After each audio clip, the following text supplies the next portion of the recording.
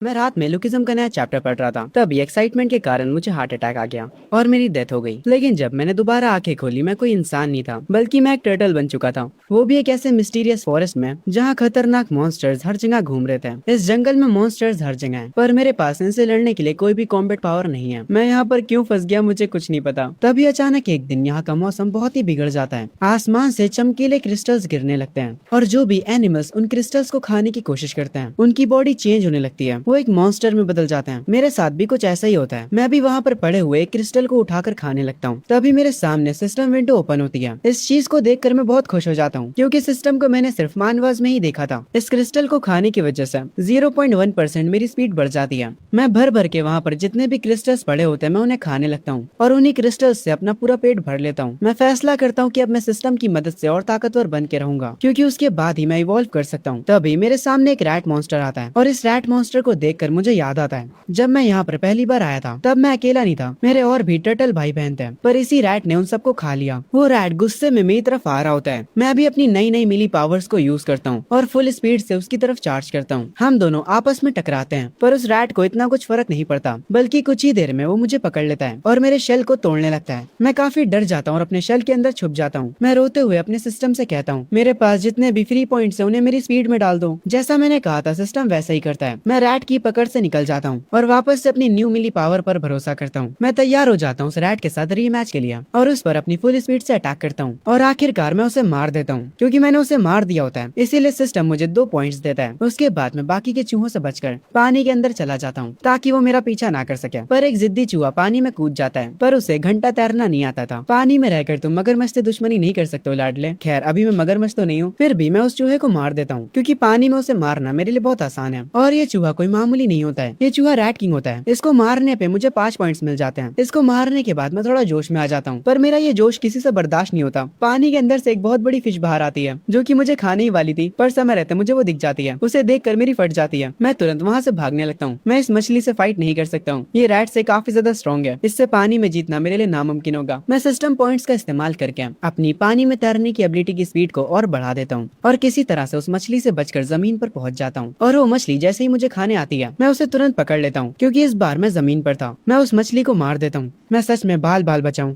मानो या ना मानो, मैं ताकतवर हो चुका हूँ। इस मछली को मारने के बाद सिस्टम का नोटिफिकेशन आता है, मुझे कुछ पॉइंट्स मिलते हैं और मेरे जो स्टेट्स होते हैं वो मैक्स हो चुके होते हैं। सिस्टम मुझे बताता है कि अब मैं इवॉल्व कर सकता हूँ। मैं उन ऑप्शंस को चेक करता हूँ जिनमें मैं इवॉल्व कर सकता हूँ। उन ऑप्शंस में से मुझे एक ऑप्शन पसंद आता है, ब्लैक शुआन टर्टल, जो कि काफी स्ट्रॉन्ग भी और उसका डिफेंस भी काफी अच्छा है। मैं उसी को चूज कर लेता हूँ। उसके तुरंत बाद एक जादू होता है और मैं अपने नए रूप में इवॉल्व हो जाता हूँ। इस फॉर्म में इवॉल्व होने के बाद मुझे जो स्किल्स मिली होती हैं, उन स्किल्स का इस्तेमाल करके मैं और स्ट्रॉन्ग एनिमीज को हरा सकता हूँ। तभी यहाँ का मौसम दोबारा से खराब हो जाता है और ये पिछली बार से भी ज्यादा खराब था। शायद से ये जो बारिश अब होने वाली है वो पहली वाली से भी ज्यादा खतरनाक होगी। मुझे और पावर चाहिए। जहाँ पर बारिश होने वाली थी, मैं उस डायरेक्शन में भागने लगता हूँ। तभी सीन शिफ्ट होता है ह्यूमंस के ऊपर। एक ओल्ड मैन हमें समझाते हैं कि ये जो बारिश हो रही है, इसकी वजह से उनकी मामूली दुनिया एक मॉन्स्टर्स की दुनिया से कनेक्ट हो चुकी है और हर कोई अपनी पावर्स को अवेक कर रहा है। और इसके इफेक्ट से जो मॉन्स्टर्स पैदा हो रहे हैं वो बहुत ही ज्यादा स्ट्रॉन्ग है। वो हमारे शहरों को तबाह करे जा रहे हैं। मुझे नहीं पता कि ह्यूमैनिटी कब तक इन मॉन्स्टर्स के आगे टिक पाएगी। तभी इस ओल्ड मैन के पास एक बंदा आता और कहता है, कमांडर, जो सेफ जगह हम बिल्ड कर रहे हैं वो ऑलमोस्ट रेडी होने वाली है। उसके रेडी होते ही हम सारे सिटीजन्स को वहाँ पर मूव कर देंगे। ओल्ड मैन कहता है, हमें अपने लोगों की सुरक्षा करनी होगी। तभी एक और पर्सन हैरानी में खड़ा होता और कहता है, कमांडर, एक दिक्कत हो गई है। जिस जंगल पर हम नजर रखे हुए थे, वहाँ पर एक ब्लैक पाइथन किसी और क्रिएचर से लड़ रहा है और वो जो भी क्रिएचर से लड़ रहा है वो क्रिएचर पाइथन से ज्यादा खतरनाक है। ये सब लोग हमारे एमसी को स्क्रीन पर देख रहे होते हैं। सीन शिफ्ट होता है वापस से मेरे ऊपर। मैं उस पाइथन को जख्मी तो कर देता हूँ, पर इस फाइट की वजह से मैं भी इंजर्ड हो चुका होता हूँ। ये सांप सच में स्ट्रॉन्ग है। मैंने अच्छी खासी एनर्जी का यूज कर लिया है, तब भी मैं अभी तक इसे हरा नहीं पाया हूँ। तभी वो सांप मुझे चारों तरफ से जकड़ लेता है। अगर मैंने अपनी पूरी ताकत नहीं लगाई तो ये सांप मुझे मार डालेगा, पर फिर भी किसी तरह उससे बचते हुए मैं उसे मार देता हूँ। इसे मारते ही मुझे 450 फ्री पॉइंट्स मिल जाते हैं। अगर मैं अपनी पूरी पावर का इस्तेमाल ना करता तो मैं अब तक मर चुका होता। किस्मत की वजह से आज मैं जीत गया। मैं जितना ज्यादा इस जंगल की गहराई में जा रहा हूँ, मुझे उतने ही ज्यादा ताकतवर मॉन्स्टर्स मिल रहे हैं। मुझे कुछ भी करके उनसे भी ज्यादा ताकतवर होना पड़ेगा। मेरे पास जितने भी फ्री पॉइंट्स होते हैं मैं उन्हें अपनी पावर में ऐड कर देता हूँ। तभी मैं देखता हूँ मेरे ऊपर एक हेलीकॉप्टर होता है। मतलब इंसान अभी भी इस दुनिया में है, पर ये लोग मुझे पहचानने नहीं वाले। इनके लिए तो मैं एक मॉन्स्टर हूँ और इनके पास वेपन्स भी हैं। मैं उन्हें देखते ही तुरंत छुपने के लिए चला जाता हूँ और जाकर झाड़ियों में छुप जाता हूँ। जिस सांप को मैंने मारा, ये लोग उसकी बॉडी के पास उतरते हैं। वो लोग उस सांप की बॉडी को एनालाइज करने लगते हैं हैं और सब टेस्ट करने के बाद उन्हें पता चलता है ये स्नेक असल में लेवल 3 का बीस्ट मॉन्स्टर था। उसके बाद ये लोग एक डिवाइस की मदद से कमांडर को रिपोर्ट करते हैं कि ये मॉन्स्टर एक लेवल 3 का बीस्ट था, जिसे देखकर वो कमांडर शॉक हो जाता है। वो बताता है पावर के मामले में इंसानियत अभी तक सिर्फ लेवल 2 तक पहुंच पाई है। इस लेवल 3 के सांप की जो बॉडी है ये बहुत ही ज्यादा कीमती है। इस बॉडी को उठा लो और इसे रिसर्च लैब में दे दो। और हाँ, इसकी बॉडी उठाते समय थोड़ा ध्यान रखना, जिस मॉन्स्टर ने इसे मारा है वो इससे भी ज्यादा स्ट्रॉन्ग होगा और वो कहीं आसपास में ही होगा। उसके बाद कमांडर वैनिश हो जाते हैं। दो सोल्जर्स आपस में बात कर रहे होते हैं और कह रहे होते हैं मुझे पता चला कि हमारे मास्टर जैंग लेवल 3 के किंग से बात करने की कोशिश कर रहे हैं। क्या वो लेवल 3 का इंसान हमारी मदद करेगा? पर दूसरा वाला सोल्जर कहता है नहीं, मुझे नहीं लगता। मुझे लगता है कि इंसानियत इन मॉन्स्टर्स के आगे हार जाएगी। मैं इन लोगों की सारी बातों को सुन रहा होता हूँ जब ये लोग उस सांप की बॉडी को ले जा रहे होते हैं। ये दुनिया काफी तेजी से बदल रही है। मुझे जिंदा रहने के लिए और ज्यादा ताकतवर बनना होगा। तभी गलती से मेरा पैर एक लकड़ी पर पड़ जाता है, जिसकी वजह से उन सोल्जर्स को आवाज आ जाती है। वो लोग तुरंत अपनी गन तान लेते हैं और मेरी तरफ आने लगते हैं। पर तभी यहाँ पर एक वुल्फ मॉन्स्टर आ जाता है, जिसे देखकर वहाँ के इंसान सारे भागने लगते हैं। और ये वुल्फ अकेला नहीं होता, बल्कि यहाँ पर इनकी पूरी गैंग आ चुकी होती है। इंसानों से जितना हो सकता है वो उन्हें गोलियों से मारने की कोशिश करते हैं और चुपचाप अपने टैंक में वापस चले जाते हैं और यहाँ से निकलने लगते हैं। मैं अपनी झाड़ियों से बाहर निकलता हूँ। एक तो ये इंसान चले गए और मेरे लिए इन मॉन्स्टर्स को छोड़ गए। मुझे देखते ही वो वुल्फ तुरंत मुझ पर अटैक करने आते हैं। असल में ये वुल्फ साथ में काम करते हैं और ये लोग बार बार मेरी चोट पर ही वार कर रहे हैं। अगर ये फाइट ज्यादा देर तक चली तो मेरे जीतने के चांसेस कम होते जाएंगे। मैं अपने रैम्पेज मोड को ऑन करता हूँ और अपनी फुल पावर यूज करने के लिए तैयार हो जाता हूँ और उन सारे भेड़ियों पर अटैक करने लगता हूँ। इन भेड़ियों का जो किंग होता है मैं डायरेक्ट उस पर अटैक करता हूँ और उसे मार भी देता हूँ, जिसे देखकर सारे भेड़िए यहाँ से भाग जाते हैं। वुल्फ किंग को मारने की वजह से मुझे 380 पॉइंट्स मिलते हैं। ये देखकर मैं खुश होता हूँ, पर पूरे दिन मेहनत करने के बाद मैं बहुत ही ज्यादा भूखा हो जाता हूँ और इस भूख के कारण मैं वुल्फ किंग को ही खा जाता हूँ और इसको खाते ही मुझे 120 पॉइंट्स एक्स्ट्रा मिल जाते हैं। ये देखकर मैं समझ जाता हूँ मैं जितना ज्यादा स्ट्रॉन्ग मॉन्स्टर्स को खाऊंगा मुझे उसके भी पॉइंट्स मिलेंगे। मेरे पास अच्छे खासे पॉइंट्स हो चुके होते हैं। ये देखकर मैं काफी ज्यादा जोश में आ जाता हूँ। चलो चलो, अब किसको लड़ना है मेरे से, आ जाओ। मैं नहीं डरता किसी से। मैं अब पहले जैसा कमजोर और छोटा नहीं हूँ। मैं तो ऐसे ये सारी बातें कर रहा था, पर भगवान तो उसको चैलेंज मान लेते हैं और मेरे सामने एक ताकतवर टाइगर बीस्ट को भेज देते हैं जो कि लेवल 4 का होता है। भगवान जी, मैं बस मजाक कर रहा था। टाइगर को देखकर मेरी फट जाती है। वो टाइगर दौड़ते हुए मेरी तरफ आने लगता है और मुझे जमीन पर गिरा देता है। मैं गया, अब मैं बच नहीं सकता। जब वो टाइगर मुझे खाने जा रहा था मैं तुरंत उससे कहता हूँ मेरे बॉस मुझे छोड़ दो। ये सुनने के बाद वो टाइगर हंसने लगता है और कहता है भेड़िए भौंकने के अलावा कुछ नहीं करते हैं और वो क्रोकोडाइल तो बस कीचड़ में घुमा करता है और बेवकूफ भालू को तो बस अपने शहद की चिंता होती है। ये लोग जंगल के राजा बनने के लायक नहीं है। तुमने मुझे बॉस कहा, मतलब तुम जान चुके हो मेरे अंदर राजा बनने की काबिलियत है। मैं ही इस जंगल का राजा हूँ। मैं उस टाइगर को बोलते हुए देख हैरान हो जाता हूँ। मैं उससे पूछता हूँ क्या सारे लेवल 4 के बीस्ट बात कर सकते हैं? वो टाइगर मुझे छोड़ देता और कहता है देखो आज मैं बहुत अच्छे मूड में हूँ तो तुम यहाँ से चले जाओ। मुझसे फालतू के सवाल मत पूछो। थोड़ा टाइम बीत जाता है पर मैं उस टाइगर को छोड़कर यहाँ से नहीं जाता। वो टाइगर लेटा होता है और मैं उससे कहता हूँ बॉस मेरे पास आपके लिए एक डील है। इस जंगल में बहुत सारी नदियां हैं और उनके अंदर बहुत सारी मछलियां हैं जो कि काफी टेस्टी होती हैं। आप तो पानी के अंदर नहीं जा सकते, इसीलिए उन मछलियों को लाने में मैं आपकी मदद करूंगा। मैं अपने मन में कह रहा होता हूँ ये टाइगर मेरे जाल में फंस जाएगा, फर्क नहीं पड़ता ये कितना स्ट्रॉन्ग है, पर आखिर में ये भी एक बिल्ली है जिसका बस साइज बड़ा है। वो मछलियों को देखते ही अपना दिमाग खो देते हैं। मैं उस टाइगर से कहता हूँ अगर हर 5 दिन में तुम मेरे लिए एक लेवल 2 के बीस्ट को मार दो तो मैं तुम्हारे लिए मछलियाँ पकड़ कर लाऊंगा। टाइगर किंग मेरी बात मान लेता है। वो तुरंत यहाँ से जाता है और एक लेवल 2 के रैट को मार कर मेरे पास ले आता है और इसकी वजह से सिस्टम को लगता है कि उस रैट को मैंने मारा है और वो मुझे 345 पॉइंट्स दे देता है। उसके बाद मैं उस रैट को खा जाता हूँ जिसकी वजह से मुझे 120 पॉइंट्स और मिलते हैं। टाइगर मुझे गुस्से में देखता और कहता है मैंने तुम्हें लेवल 2 का मॉन्स्टर ला कर दिया, इसलिए अपना वादा मत भूलना। मैं उस टाइगर से कहता हूँ अरे कोई दिक्कत की बात नहीं, मैं सब संभाल लूंगा। उसके बाद मैं उस टाइगर के लिए फिशिंग करने चला जाता हूँ। मेरे हाथ एक मछली तो आ जाती है, पर आज मुझे इस नदी में ज्यादा मछलियाँ दिख नहीं रही होती हैं। मैं ध्यान भी नहीं देता। मेरे पीछे एक क्रैब होता है। मैं जैसे उसे पलट कर देखता हूँ मेरी फट जाती है। ये बंदा पानी में और जमीन पर दोनों में ही लड़ सकता है। रैम्पेज मोड के साथ भी मैं इसे हरा नहीं पाऊंगा। वो मेरी तरफ आने लगता है। मैं उसे देखते ही समझ जाता हूँ अब भागने का टाइम है, पर उस क्रैब की स्पीड काफी ज्यादा तेज होती है। वो मेरे शेल को पकड़ लेता है। मैं टाइगर किंग को मदद की आवाज लगाता हूँ। टाइगर किंग मुझे बचाने के लिए तुरंत पानी में कूद जाता है और उस क्रैब को एक पंच मारता है। वो क्रैब डायरेक्ट पानी से निकलकर जमीन पर आ गिरता है और एक ही पंच में वो मर जाता है। और जिन भी मॉन्स्टर्स को टाइगर किंग मार रहा है मेरे साथ डील करने के बाद उनके पॉइंट्स मुझे मिल रहे हैं। इस क्रैब को मारने पर मुझे 850 पॉइंट्स मिलते हैं। मैं पानी से बाहर तो आ जाता हूँ पर मैं काफी ज्यादा जख्मी हो जाता हूँ। ये देखने देखने के बाद टाइगर किंग मेरे पास आता और कहता है तुम्हें बहुत ज्यादा चोटें लग चुकी हैं, तुम ज्यादा दिन तक नहीं टिकने वाले, तुम अब मेरे किसी काम के नहीं रहे, अब मैं तुम्हें खा सकता हूँ। जैसे ही टाइगर किंग मुझे खाने आता है मैं अपने सारे पॉइंट्स को डिफेंस में डाल देता हूँ। जैसे ही टाइगर किंग अपने दांत मेरे शेल पर लगाता है सिस्टम मुझे बताता है कि अब मैं इवॉल्व कर सकता हूँ। वो मुझे वापस से बहुत सारे ऑप्शंस देता है पर उसमें से एक ऑप्शन मुझे काफी ज्यादा अट्रैक्ट करता है जो कि होता है ड्रैगन ब्लड टर्टल। मैं ये नाम देखकर ही समझ जाता हूँ कि ये ऑप्शन मेरे लिए सबसे परफेक्ट है। मैं ड्रैगन ब्लड टर्टल को सेलेक्ट कर लेता हूँ और उसके बाद मैं इवॉल्व करना स्टार्ट कर देता हूँ, जिसे देखकर टाइगर किंग हैरान हो जाता है। वो कहता है तुम तो सच में इवॉल्व हो गए। मैं उससे कहता हूँ क्या अब भी तुम मुझे मारने का ट्राई करोगे? टाइगर किंग कहता है अब मुझे तुमसे कोई दिक्कत नहीं है, इसीलिए मैं तुम्हें नहीं मारूंगा, हम अभी भी पार्टनर्स हैं। मैं पानी में जाते हुए कह रहा होता हूँ सच में जब तुम पावरफुल हो जाते हो तब लोग तुमसे अपना काम निकलवाने का सोचते हैं। पहले तुम मुझे मारने का ट्राई कर रहे थे पर अब तुम मुझे छोड़ रहे हो, बस इंतजार करो तुम बड़ी बिल्ली। जैसे ही मैं एक और बार इवॉल्व करता हूँ तब देखेंगे कौन किसको खाता है। आगे कुछ दिन बीत जाते हैं। मैंने इस नदी के सारे मॉन्स्टर्स को हंट कर लिया है। अब इस नदी में ज्यादा मॉन्स्टर्स बचे नहीं है। तभी मुझे एक जगह से काफी ज्यादा एनर्जी फील होती है। मैं समझ जाता हूँ यहाँ पर एक बहुत ही खतरनाक मॉन्स्टर है। जब मैं ये सारी बातें कर रहा होता हूँ तभी वो मॉन्स्टर जाग जाता है, जिसे देखकर मैं डर जाता हूँ। मैं तुरंत सिस्टम से कहता हूँ मेरे सारे पॉइंट्स को डिफेंस में ऐड कर दो। वो मॉन्स्टर अपनी गुफा से बाहर निकलता है। मैं तुरंत जमीन पे जाने के लिए पानी से निकलने लगता हूँ। मैं पानी से बाहर आता हूँ। अच्छा हुआ मैं काफी स्मार्ट था और समय रहते बाहर आ गया क्योंकि मैं उस मॉन्स्टर को बाहर ले आया हूँ। इसीलिए मेरा पार्टनर टाइगर किंग तुरंत उठ जाता है। वो तैयार होता है उस मॉन्स्टर से लड़ने के लिए। मैं उस मॉन्स्टर को देखता हूँ तभी वो जो सांप होता है वो भी बात करने लगता है। वो टाइगर से कहता है तो अब छोटे शेर तेरी इतनी हिम्मत कि तू मुझे चैलेंज करेगा? टाइगर अपनी पावर को एक्टिवेट करता है और तुरंत अटैक के लिए आगे बढ़ता है। वो सांप कह रहा होता है तू सच में बेवकूफ है। इनकी लड़ाई स्टार्ट हो जाती है। ये देखकर मेरे चेहरे पर एक अजीब सी मुस्कान आती है। मैं सोच रहा होता हूँ अगर लड़ाई में ये दोनों मर जाते हैं तो सारा फायदा मुझे होगा। पर मैं देखता हूँ तभी यहाँ पर कोई पानी बरसा रहा है और मैं देखता हूँ यहाँ पर भेड़ियों का झुंड आ चुका है और इन भेड़ियों को गिनने के बाद मुझे पता चलता है यहाँ पर टोटल 55 भेड़िए हैं। मुझे समझ आ चुका था इस लड़ाई का फायदा सिर्फ मैं ही उठाने का नहीं सोच रहा था। तभी से शिफ्ट होता है हेडक्वार्टर के ऊपर जहाँ पर इंसान इस फाइट को स्क्रीन पर देख रहे होते हैं। वो लोग काफी हैरान होते हैं क्योंकि दोनों बीस्ट काफी ज्यादा खतरनाक हैं और लेवल 4 के हैं। इसीलिए कमांडर कहते हैं माउंट हुआ से एशियंट कल्टीवेटर्स को कांटेक्ट करो और जिन भी ह्यूमंस के पास पावर्स है उनको भी। मॉन्स्टर बहुत ज्यादा ही खतरनाक होते जा रहे हैं। एक बंदा रिपोर्ट लिए ओल्ड मैन को बताता है दुनिया में मॉन्स्टर्स आने के बाद हर एक कंट्री ने ट्राई किया कि वो पावरफुल मॉन्स्टर्स को काबू कर पाए पर अब तक बहुत कम ही लोग ये कर पाए। एक स्नेक किंग मॉन्स्टर है साकुरा किंगडम में जो कि डिमांड कर रहा है कि पूरी कंट्री उसके सांपों की गुलाम बन जाए और वो मॉन्स्टर किंग डिमांड कर रहा है कि डेली उसे कल्टीवेटर्स का फ्लैश चाहिए। ये दुनिया का पता नहीं क्या होगा अगर हम उन मॉन्स्टर्स की बातों पर एग्री नहीं करते तो ये दुनिया तबाह हो सकती है। सीन शिफ्ट होता है मुझ पर। मैं एक पत्थर के पीछे छुपा होता हूँ और भेड़ियों को बाहर निकलते हुए देखता हूँ। ये सारे बस लेवल 2 के ही मॉन्स्टर्स हैं, मैं इन्हें संभाल सकता हूँ। पर तभी मैं देखता हूँ ये लोग यहाँ पर अकेले नहीं आए होते हैं। इनके साथ इनका लीडर यानी किंग भी है, जिसे देखकर मैं थोड़ा शॉक हो जाता हूँ क्योंकि एक आइस वुल्फ है। इस आइस वुल्फ के यहाँ आने की वजह से यहाँ पर ठंड काफी बढ़ जाती है। आइस वुल्फ को देखकर पानी से एक क्रोकोडाइल निकलता है और कहता है तुझे क्या लगा था भेड़िया, पानी के अंदर कोई किंग नहीं है। मैं दूर से खड़ा इन दोनों मॉन्स्टर्स के स्टेट्स देख रहा होता हूँ और इनके स्टेट्स सच में काफी ज्यादा कमाल के होते हैं। ये दोनों प्योर किलिंग मशीन है। वो आइस वुल्फ किंग आवाज लगाकर अपने बाकी के साथियों को बुला लेता है। टाइगर भी अपनी फाइट में बिजी था उस सांप के साथ। टाइगर एक पंच मारता है और उस सांप की एक आंख फोड़ देता है। क्रोकोडाइल भी जमीन पर आ जाता है। ये देखकर आइस वुल्फ अपने बाकी के साथियों के साथ उस पर अटैक कर देता है। इन दो मॉन्स्टर्स की फाइट यहाँ पर शुरू हो जाती है। मैं देखता हूँ टाइगर ने सांप को काफी ज्यादा जख्मी कर दिया होता है, इसीलिए अब मैं अपनी पावर यूज करने का फैसला करता हूँ और अपनी फुल पावर से उस सांप पर अटैक करता हूँ और उसे मार देता हूँ। ये सांप असल में पाइथन्स का किंग होता है। इसको मारने के बाद मुझे 1320 पॉइंट्स मिलते हैं। मैं टाइगर के पास जाता हूँ और वो काफी ज्यादा जख्मी होता है। मैं उसके पास जाकर कहता हूँ तुम्हें तो बहुत ज्यादा चोटें लग चुकी हैं, तुम ज्यादा दिनों तक नहीं टिक पाओगे, इससे अच्छा तुम मेरा खाना क्यों नहीं बन जाते हैं। ये बंदा टाइगर किंग से बदला ले रहा है। ये सुनने के बाद टाइगर किंग को बहुत ज्यादा गुस्सा आता है और वो कहता है तुम्हारे जैसे एक छोटे टर्टल की इतनी औकात की वो मुझसे ऐसे बात करेगा? जब तुम अपने शेल के अंदर थे तब मैं इस पूरे जंगल पर राज कर रहा था, मैं घायल हूँ तभी घातक हूँ। ये कहने के बाद टाइगर मुझ पर अटैक करता है पर उसके अटैक का मुझ पर कोई भी असर नहीं होता क्योंकि मेरा डिफेंस काफी ज्यादा हो चुका है। उसके बाद मैं टाइगर पर अटैक करता हूँ जिसकी वजह से टाइगर दूर जाकर गिरता है और उसके बाद मैं पास आकर उसे मार देता हूँ जिसकी वजह से मुझे 1250 पॉइंट्स मिलते हैं। मैं उसे मारने के बाद उसे खा भी जाता हूँ और यहाँ से निकल जाता हूँ। दूर से ये चीज क्रोकोडाइल देख रहा होता है और वो कहता है क्या उस टर्टल ने अभी अभी किंग टाइगर को मार दिया? आइस वुल्फ जो कि अभी कुछ देर पहले उससे लड़ रहा था वो भी अब उसके साथ खड़े होकर मेरे बारे में बातें करने लगता और कहता है नहीं ऐसा नहीं हो सकता, टाइगर किंग जख्मी होने की वजह से मरा है, वो टर्टल बस लकी था। क्रोकोडाइल कहता है तुम बिल्कुल सही कह रहे हो, टाइगर कम से कम हमारे जितना स्ट्रॉन्ग था, ऐसा हो ही नहीं सकता कि एक छोटा सा टर्टल उसे मार दे। ये कहकर वो दोनों हंसने लगते हैं। मैंने जो टाइगर किंग को खाया था उसकी वजह से मुझे 350 पॉइंट्स और मिल जाते हैं। अब क्योंकि मैंने टाइगर किंग और पाइथन किंग को मार दिया है इसीलिए अब इस जंगल में मुझसे ज्यादा स्ट्रॉन्ग बस कुछ ही लोग बचे हैं। थोड़ा ही समय में मैं इस जंगल में सबसे ज्यादा स्ट्रॉन्ग बन जाऊंगा। ये कहने के बाद मैं हंसने लगता हूँ। तभी मैं पेड़ों के ऊपर से एक इंसान को जाते हुए देखता हूँ। मैं सोचता हूँ क्या ये वही कल्टीवेटर है जिसके बारे में वो लोग बात कर रहे थे। मैं उस कल्टीवेटर का पीछा करता हूँ। उस कल्टीवेटर के सामने एक बियर होता है जो कि चिल्लाते हुए उससे कहता है, इंसान हो तुम्हें तुम्हारी औकात समझ नहीं आती क्या। वो अपने एक ही हाथ से एक पत्थर को तोड़ देता है। कल्टीवेटर पेड़ पर से उतरता है। वो इस गुस्से से भरे भालू को देखा और कहता है, क्या हुआ, तुम्हें इंसानों से इतनी दिक्कत क्यों है? क्या इंसानों ने तुम्हारा शहद खा लिया? यार उन बूढ़े लोगों ने मुझे यहाँ पर भेज दिया। उन्होंने मुझसे कहा था कि ये बीस्ट मुझसे बस थोड़ा सा ही ज्यादा स्ट्रॉन्ग होगा, पर ये तो और ज्यादा स्ट्रॉन्ग लग रहा है। उन बूढ़ों ने मुझे यहाँ पर फंसा दिया। भाई तो खुद बूढ़ा आदमी है। खैर दूर से मैं उस कल्टीवेटर को देख रहा होता हूँ और उसके स्टेट्स को चेक करता हूँ। ये कल्टीवेटर लेवल 3 का होता है, पर ये इंसान बियर किंग के आगे नहीं टिक पाएगा। कल्टीवेटर अपनी तलवार उठाकर कहता है, ओए काले भालू, मेरे सामने अपने घुटनों पर बैठ जाओ। तुम मेरे पावर सर्कल में आ चुके हो। कल्टीवेटर के पास से एनर्जी रिलीज होने लगती है, जिसे देखकर मैं कहता हूँ, ये एनर्जी तो काफी स्कैरी लग रही है। क्या ये इस कल्टीवेटर की कोई स्किल है? कल्टीवेटर की उस एनर्जी को निकलता हुआ देख बियर किंग कहता है, अगर मैं कोई लेवल 3 का मॉन्स्टर होता तो मुझे डर लगता, पर अब तुम्हारी पावर मेरा कुछ नहीं बिगाड़ पाएगी। कल्टीवेटर अपनी पावर को एक्टिवेट करता और कहता है, आज मैं तुम्हें ह्यूमंस की सीक्रेट आर्ट दिखाऊंगा। उस जंगल का पूरा वेदर चेंज हो जाता है। कल्टीवेटर की पावर इस पूरे जंगल को ही घेर लेती है। ये देखकर मैं कहता हूँ, मैं इस पावर के सर्कल में आ चुका हूँ, मैं इससे बच नहीं पाऊंगा। ये खतरनाक पावर देखकर बियर किंग कहता है, रुको, इंसान चाहते हैं कि हम उनकी मदद करें, है ना, ताकि हम उनके लिए दूसरे मॉन्स्टर से लड़ सके, है ना। कल्टीवेटर अपनी पावर को बंद करते हुए कहता है, इंसानों के लिए सेफ जगह बन चुकी है और हमने उन्हें वहाँ पर मूव कर दिया है। अगर हम बिना लड़े इस मैटर को सॉल्व कर पाते हैं तो ये ग्रेट होगा, और अगर तुम मेरी बात नहीं मानते हो तो ये बुरा होगा। बियर किंग कहता है, ठीक है, मैं तुम्हारी बात मान लेता हूँ। तुम्हारी इस एनर्जी से मुझे चोट तो पहुंची थी, पर मैं तुम्हें बता दूं, इस जंगल में मेरे जैसे 4 और बीस्ट हैं जो कि मेरी तरह ही ताकतवर हैं। अगर उन्हें गुस्सा आ गया तो ना तो तुम लड़ पाओगे और ना ही यहाँ से भाग पाओगे। ये सुनने के बाद कल्टीवेटर को गुस्सा आता और वो कहता है, तुमने क्या कहा? मैं लड़ भी नहीं पाऊंगा और भाग भी नहीं पाऊंगा? अगर तुम मुझे खा सकते हो तो मुझे खा कर दिखाओ। ये सुनने के बाद बियर किंग उसकी तरफ बढ़ता और कहता है, अब तुम खुद से मुझे दावत का इन्विटेशन दे रहे हो, इसीलिए मुझ पर इल्जाम मत लगाना।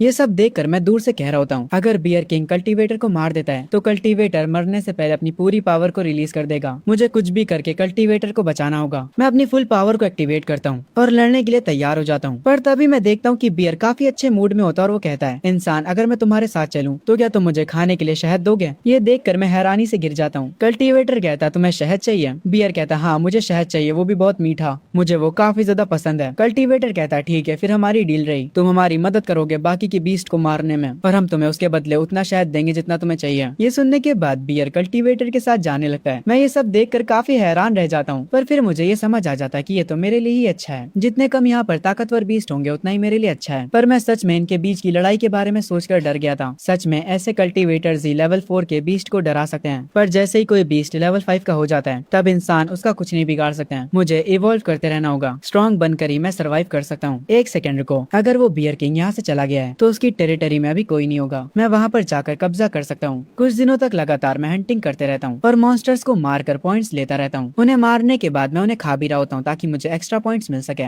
मैं पानी से बाहर निकलता हूँ और सिस्टम से कहता हूँ, सिस्टम मेरी स्ट्रेंथ और स्पीड को मैक्स आउट कर दो और मेरे पास उसके बाद जितने भी पॉइंट्स बचे उन्हें डिफेंस में डाल दो। सिस्टम वही करता है जैसा मैं कहता हूँ। मैं एक पावर सर्कल के अंदर चला जाता हूँ और जब मैं उस सर्कल से निकलता हूँ तब मेरा लुक चेंज हो चुका होता है। मैं खुद को पानी में देखता हूँ, पर मैं अभी भी कूल नहीं दिखता क्योंकि मैं इतने दिनों से हंटिंग कर रहा था। इसीलिए मैं लेवल 4 के मिड स्टेज तक पहुंच जाता हूँ और मुझे एक मॉक टैलेंट भी मिलता है, पर वो टैलेंट बहुत ही ज्यादा यूजलेस है, इसलिए मैं थोड़ा उदास हो जाता हूँ। तभी थोड़ी देर बाद मैं सोचता हूँ, वेट, अगर मैं स्टैब और टाउंट को एक साथ एक्टिवेट करता हूँ तो शायद से मैं बहुत ही ज्यादा खतरनाक बन सकता हूँ, और ये करने के बाद जो भी मुझ पर अटैक करेगा वो उतनी ही जल्दी मारा जाएगा। मैं बहुत ही ज्यादा जोश में आ जाता हूँ और कहता हूँ, आइस वुल्फ किंग और जाइंट क्रोकोडाइल किंग, तुम्हारा दादा तुम्हें सबक सिखाने आ रहा है। ये कहकर मैं उनके पास जाने लगता हूँ। जब मैं उनके पास जाता हूँ तो आइस वुल्फ किंग बताता है, टर्टल किंग, असल में मैंने जाइंट क्रोकोडाइल किंग के साथ एक डील करी है। इस जंगल की सारी नदियाँ क्रोकोडाइल किंग को बिलोंग करती हैं और इस जंगल की सारी जमीन मेरी है। क्रोकोडाइल किंग कहता है, ओए छोटे कछुए, यहाँ से चला जा, हमारे पास तेरे लिए कुछ भी नहीं है। पर मैं उनसे कहता हूँ, नहीं नहीं, मैं तुम्हारी बात पर एग्री नहीं करता। अगर कोई नॉर्मल कछुआ होता तो वो तुमसे डर जाता, पर मैं तो टर्टल किंग हूँ, मुझे सब कुछ चाहिए। ये कहते हुए मैं अपनी स्किल टॉन्ट का इस्तेमाल करता हूँ और जैसे ही मैं अपनी इस स्किल को एक्टिवेट करता हूँ, आइस वुल्फ किंग और क्रोकोडाइल को गुस्सा आ जाता है। क्रोकोडाइल अपनी टेल से मुझ पर अटैक करता है और आइस वुल्फ भी मेरे ऊपर अटैक करता है, पर मेरा डिफेंस इनके अटैक से कुछ ज्यादा ही ताकतवर होता है। इनके अटैक्स का मुझ पर कोई फर्क नहीं पड़ता, पर क्योंकि इन लोगों ने मुझे टच कर लिया है इसीलिए मैं तुरंत अपनी स्टैब एबिलिटी को एक्टिवेट करता हूँ। ये करते ही आइस वुल्फ मर जाता है और मुझे 1600 पॉइंट्स मिल जाते हैं, और उसके तुरंत बाद क्रोकोडाइल किंग भी, जिससे मुझे 2200 पॉइंट्स मिलते हैं। मैं अपनी पावर से एनर्जी का एक गोला बनाता हूँ और हवा में जंप मारता हूँ और उस गोले से इन किंग्स की आर्मी पर अटैक करता हूँ। वो सब दूर जाकर गिरते हैं। मैं एक के बाद एक से लड़े जा रहा था और उन्हें मारे जा रहा था। इन्हें मारने की वजह से मुझे फ्री पॉइंट्स भी मिले खेले जा रहे थे, इसीलिए इनकी आर्मी में जितने भी मॉन्स्टर्स होते हैं मैं उन सबको इजीली मार देता हूँ। इन सबको खत्म करने के बाद मुझे काफी सारे पॉइंट्स मिल जाते हैं।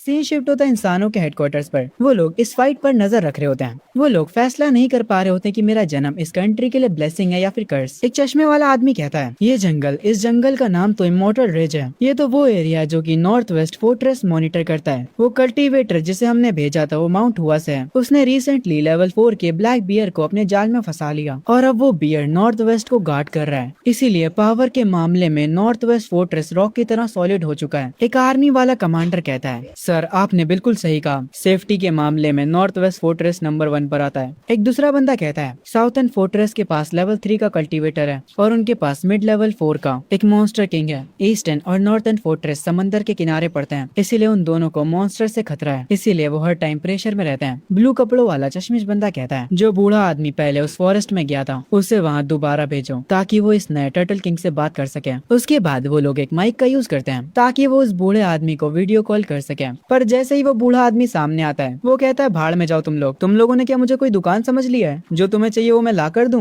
मेरी स्पेशल स्किल भी उसके सामने कोई काम की नहीं है। यहाँ तक कि बियर किंग ने भी मुझसे कहा है कि वो तक टर्टल किंग को नहीं हरा सकता। उसके बाद वो बूढ़ा आदमी कॉल काट देता है और यहाँ से चला जाता है। ये सुनने के बाद कमांडर कहते हैं, इसका मतलब है वो टर्टल किंग लेवल 5 का बीस्ट है। तभी हेडक्वार्टर के सिस्टम पर एक अलर्ट आ जाता है। उन्हें पता चलता है कि ईस्टर्न फोर्ट्रेस की तरफ सी मॉन्स्टर्स ने अटैक कर दिया है। वो लोग तुरंत जाकर स्क्रीन पर देखते हैं। तब उन्हें पता चलता है कि काफी लार्ज स्केल में सी मॉन्स्टर्स ईस्टर्न फोर्ट्रेस की तरफ जा रहे हैं। ये देखने के बाद हेडक्वार्टर्स के लोग शॉक हो जाते हैं क्योंकि ये एक लेवल 1 का अलर्ट था। कमांडर ये देखकर तुरंत एक्शन लेते हैं। वो लोग कहते हैं कि ईस्टर्न फोर्ट्रेस को खबर करो कि वो लोग रेडी हो जाए फुल वेपन्स के साथ। तभी आर्मी चीफ कहता है, इस अटैक में कुछ तो गलत है। ये तो ऐसा हो रहा है जैसे सारे सी मॉन्स्टर्स ईस्टर्न फोर्ट्रेस पर अटैक करना चाह रहे हो। जरूर से इन सी मॉन्स्टर्स के पीछे इनका कोई किंग होगा जिसने इन्हें ऑर्डर्स दिया है। कमांडर ये सुनने के बाद अपनी चेयर पर बैठ जाते हैं। वो पूरी तरह से उम्मीद हार जाते हैं। वो कहते हैं, अभी अभी लेवल 5 के टर्टल किंग की मुसीबत हमारे सर पर थी और अब ये सी मॉन्स्टर्स का अटैक, क्या सच में भगवान इस दुनिया को तबाह करना चाहते हैं? तभी वापस से सीन शिफ्ट होता है अपने टर्टल भाई साहब पर, जो कि अपनी पावर्स का यूज करके वहाँ से सारे मॉन्स्टर्स को भगा देता है। उसके बाद वो जाता आइस वुल्फ की बॉडी के पास और उसे जाकर खाने लगता है, जिसकी वजह से उसको 620 पॉइंट्स एक्स्ट्रा मिलते हैं। मैं इन सारे पॉइंट्स को डिफेंस में लगा देता हूँ। सिस्टम मुझे बताता है कि मेरे स्टेट्स वापस से फुल हो चुके हैं और मैं दोबारा से इवॉल्व कर सकता हूँ। वो वापस से मुझे कई सारे एवोल्यूशंस के ऑप्शंस दिखाता है। मैं उन सबको अच्छे से देखकर चेक करता हूँ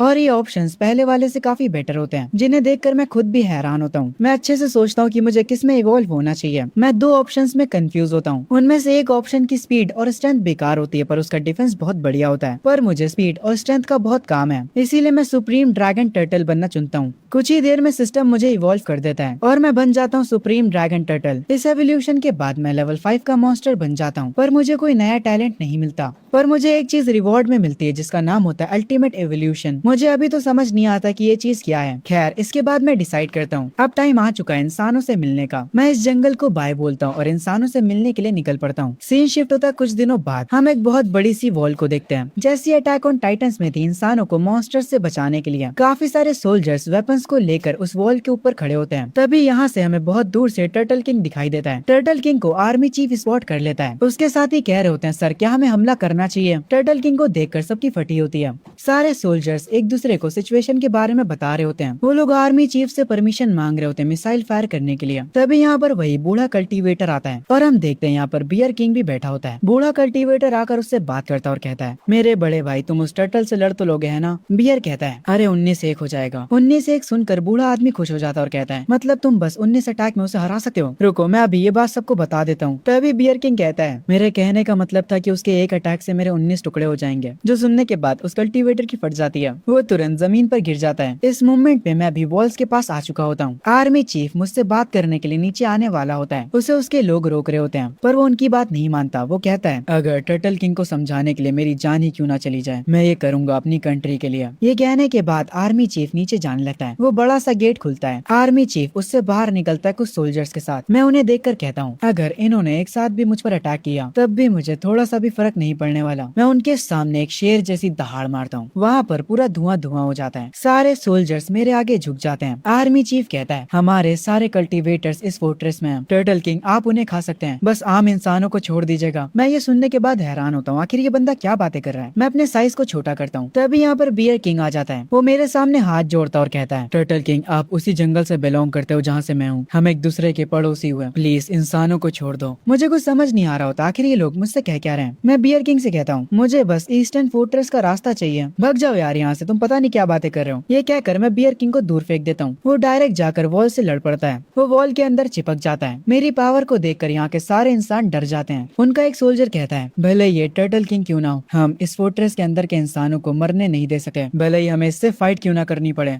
मैं अपना साइज बड़ा करके आर्मी चीफ के पास जाता हूँ और कहता हूँ मुझे ईस्टर्न फोर्ट्रेस का बस रास्ता बता दो, मैं यहाँ से चला जाऊंगा। आर्मी चीफ कहता है मैं नहीं बताऊंगा, भले ही आज नॉर्थ फोर्ट्रेस तबाह हो जाए, मैं हमारे दूसरे साथियों के फोर्ट्रेस को तबाह होने नहीं दे सकता। मैं आर्मी चीफ से कहता हूँ ईस्टर्न फोर्ट्रेस पर जो सी मॉन्स्टर्स का अटैक हुआ है, मैं तो उन मॉन्स्टर्स को मारना चाह रहा था। ये सुनकर ऊपर से कल्टीवेटर कहता है टर्टल किंग क्या तुम सीरियस हो। मैं उनसे कहता हूँ अगर तुम्हें मेरा यकीन नहीं है तो मैं यहाँ से जा रहा हूँ। तभी आर्मी चीफ और वो कल्टीवेटर तुरंत मुझे रोकने लगते हैं। आर्मी चीफ तुरंत ईस्टर्न फोर्ट्रेस को कांटेक्ट करते हैं। आर्मी चीफ कहते हैं कि एक सुपरसोनिक जेट लाया जाए किंग टर्टल के लिए। वो बूढ़ा कल्टीवेटर भी काफी खुश होता है और कहता है भगवान ने हमें धोखा नहीं दिया है। वो बूढ़ा कल्टीवेटर हंसने लगता है। तभी सीन शिफ्ट होता है ईस्टर्न फोर्ट्रेस पर, जहाँ पर वहाँ के रूलर्स खड़े होते हैं। उनके साथ कमांडर भी खड़े होते हैं। जो वहाँ का एल्डर होता है वो कहता है मेरे छोटे भाई किंग टर्टल यहाँ पर आने वाले हैं, हमें अपनी पूरी कोशिश करनी होगी ताकि हम उनका दिल जीत सके। उसका छोटा भाई कहता है मुझे पता है बड़े भाई, अगर हम किंग टर्टल का दिल जीत लेते हैं तो वो एक लेवल 5 का सुपर बीस्ट है, पूरा का पूरा ईस्टर्न फोर्ट्रेस हमारी फैमिली को फॉलो करेगा। तभी वहाँ पर एक यंग लड़का जो कि खड़ा होता है वो कहता है ग्रैंडपा क्या पावर इतनी जरूरी होती है। वो एल्डर अपने ग्रैंडसन के सर पे हाथ रखकर कहता है अगर हम ईस्टर्न फोर्ट्रेस को कंट्रोल कर पाए तो सारे रिसोर्सेस हमारे पास आ जाएंगे। मेरे बच्चे अगर तुमने खुद पर ध्यान नहीं दिया तो हेवन तुम्हें पनिश करेगा। उसका ग्रैंडसन कहता है ग्रैंडपा पर मुझे अभी भी लगता है कि ईस्टर्न फोर्ट्रेस का सरवाइव करना ज्यादा जरूरी है, ना कि हमारे फैमिली के फायदे का। उसका ग्रैंडपा कहता है तुम अभी भी बहुत छोटे हो, तुम बाद में सब समझ जाओगे। तभी कमांडर और उसका छोटा भाई नोटिस करते हैं किंग टर्टल यहाँ पर आ चुका होता है। वो एल्डर उसका वेलकम करता है। वो अपना नाम शेंगवान बताता है। वो कहता है कि उसकी फैमिली ने एक छोटा सा गिफ्ट प्रिपेयर करा किंग टर्टल के लिए। छोटा भाई उस गिफ्ट को आगे लेकर जाता है। उस बॉक्स में वो क्रिस्टल्स होते हैं जो कि आसमान से गिरे थे, पर उनकी क्वांटिटी देखने के बाद मैं कहता हूँ इतने से क्रिस्टल्स तो मेरे दांतों में ही अटक जाएंगे, इन्हें मेरे सामने से ले जाओ। ये देखकर शेंगवान फैमिली के एल्डर्स काफी हैरान हो जाते हैं। तभी कमांडर सामने आता और कहता है हेलो टर्टल किंग, मैं करंटली ईस्टर्न फोर्ट्रेस को मैनेज कर रहा हूँ। मैं शियानलोंग नेशन का प्राइम मिनिस्टर हूँ। मैं अपने साइज को छोटा कर लेता हूँ ताकि मैं इन लोगों से आराम से बातें कर सकूं। एक प्राइम मिनिस्टर मुझसे बात कर रहा है, ये देखकर मैं अपने मन में कहता हूँ वाओ, मैं सच में काफी ज्यादा फेमस हो चुका हूँ। ये देखकर मैं थोड़ा खुश भी होता हूँ, पर पता नहीं क्यों सब ये देखकर काफी हैरान हो जाते हैं। शेंगवान फैमिली को लगता है कि मैं गुस्से में हूँ। वो एल्डर कहता है किंग टर्टल से एक पावरलेस बंदा बात कर रहा है, इसीलिए किंग टर्टल को गुस्सा आ गया है। छोटा भाई कह रहा होता है किंग टर्टल जरूर से अपनी बेइज्जती महसूस कर रहे होंगे। वो जाकर प्राइम मिनिस्टर से कहता है एक फालतू का ऐसा इंसान जो कि कल्टीवेट भी नहीं कर सकता है, तुम्हें क्या लगता है तुम्हारी औकात भी है किंग टर्टल से बात करने की? अभी ही यहाँ से चले जाओ। ये सुनने के बाद वो प्राइम मिनिस्टर उदास हो जाता है। वो किंग टर्टल को शुक्रिया बोलता है सबको डिजास्टर से बचाने के लिए और यहाँ से जाने लगता है। वो छोटा भाई किंग टर्टल से बात करने आता और कहता है ईस्टर्न फोर्ट्रेस तो अभी टेम्पररी है, इस फोर्ट्रेस को शेंगवान फैमिली यानी हमारी फैमिली मैनेज करती है। अगर आपको कभी भी कुछ भी चाहिए हो तो हमें बता दीजिएगा। पर मुझे इस बंदे पर गुस्सा आता है। मैं अपनी हल्की सी पावर यूज करता हूँ और ये बंदा गिर जाता है। मैं कहता हूँ तेरे से किसी ने बोलने के लिए कहा भी था जो तूने अपना मुंह खोला। ये देखकर शेंगवान फैमिली काफी हैरान रह जाती है। मैं प्राइम मिनिस्टर के पास जाता हूँ और उनसे कहता हूँ रुकिए, मेरे पास आपके लिए कुछ सवाल हैं। वो हैरान होते हैं, पर मैं उन्हें अपनी पीठ पर बैठने के लिए कहता हूँ और उन्हें लेकर यहाँ से जाने लगता हूँ। हम एक जगह पर जाते हैं जहाँ मैं उनसे पूछता हूँ आखिर इंसानियत के साथ अभी हो क्या रहा है।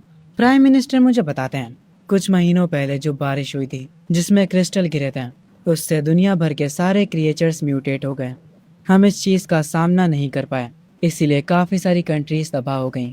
हमने ड्रैगन नेशन को बनाया 4 मेन फोर्ट्रेसेस ताकि हम मॉन्स्टर्स से फाइट कर सकें, पर वो हमारी सोच से भी ज्यादा ताकतवर निकले। हमने अपनी पूरी आर्मी भेज दी ताकि जितने भी सर्वाइवर्स बचे थे हम उन्हें पास वाली फोर्ट्रेस में शिफ्ट कर पाए। अभी के टाइम में साउथ फोर्ट्रेस को किंग आओ गार्ड कर रहा है, बियर किंग नॉर्थ वेस्ट को गाइड कर रहा है।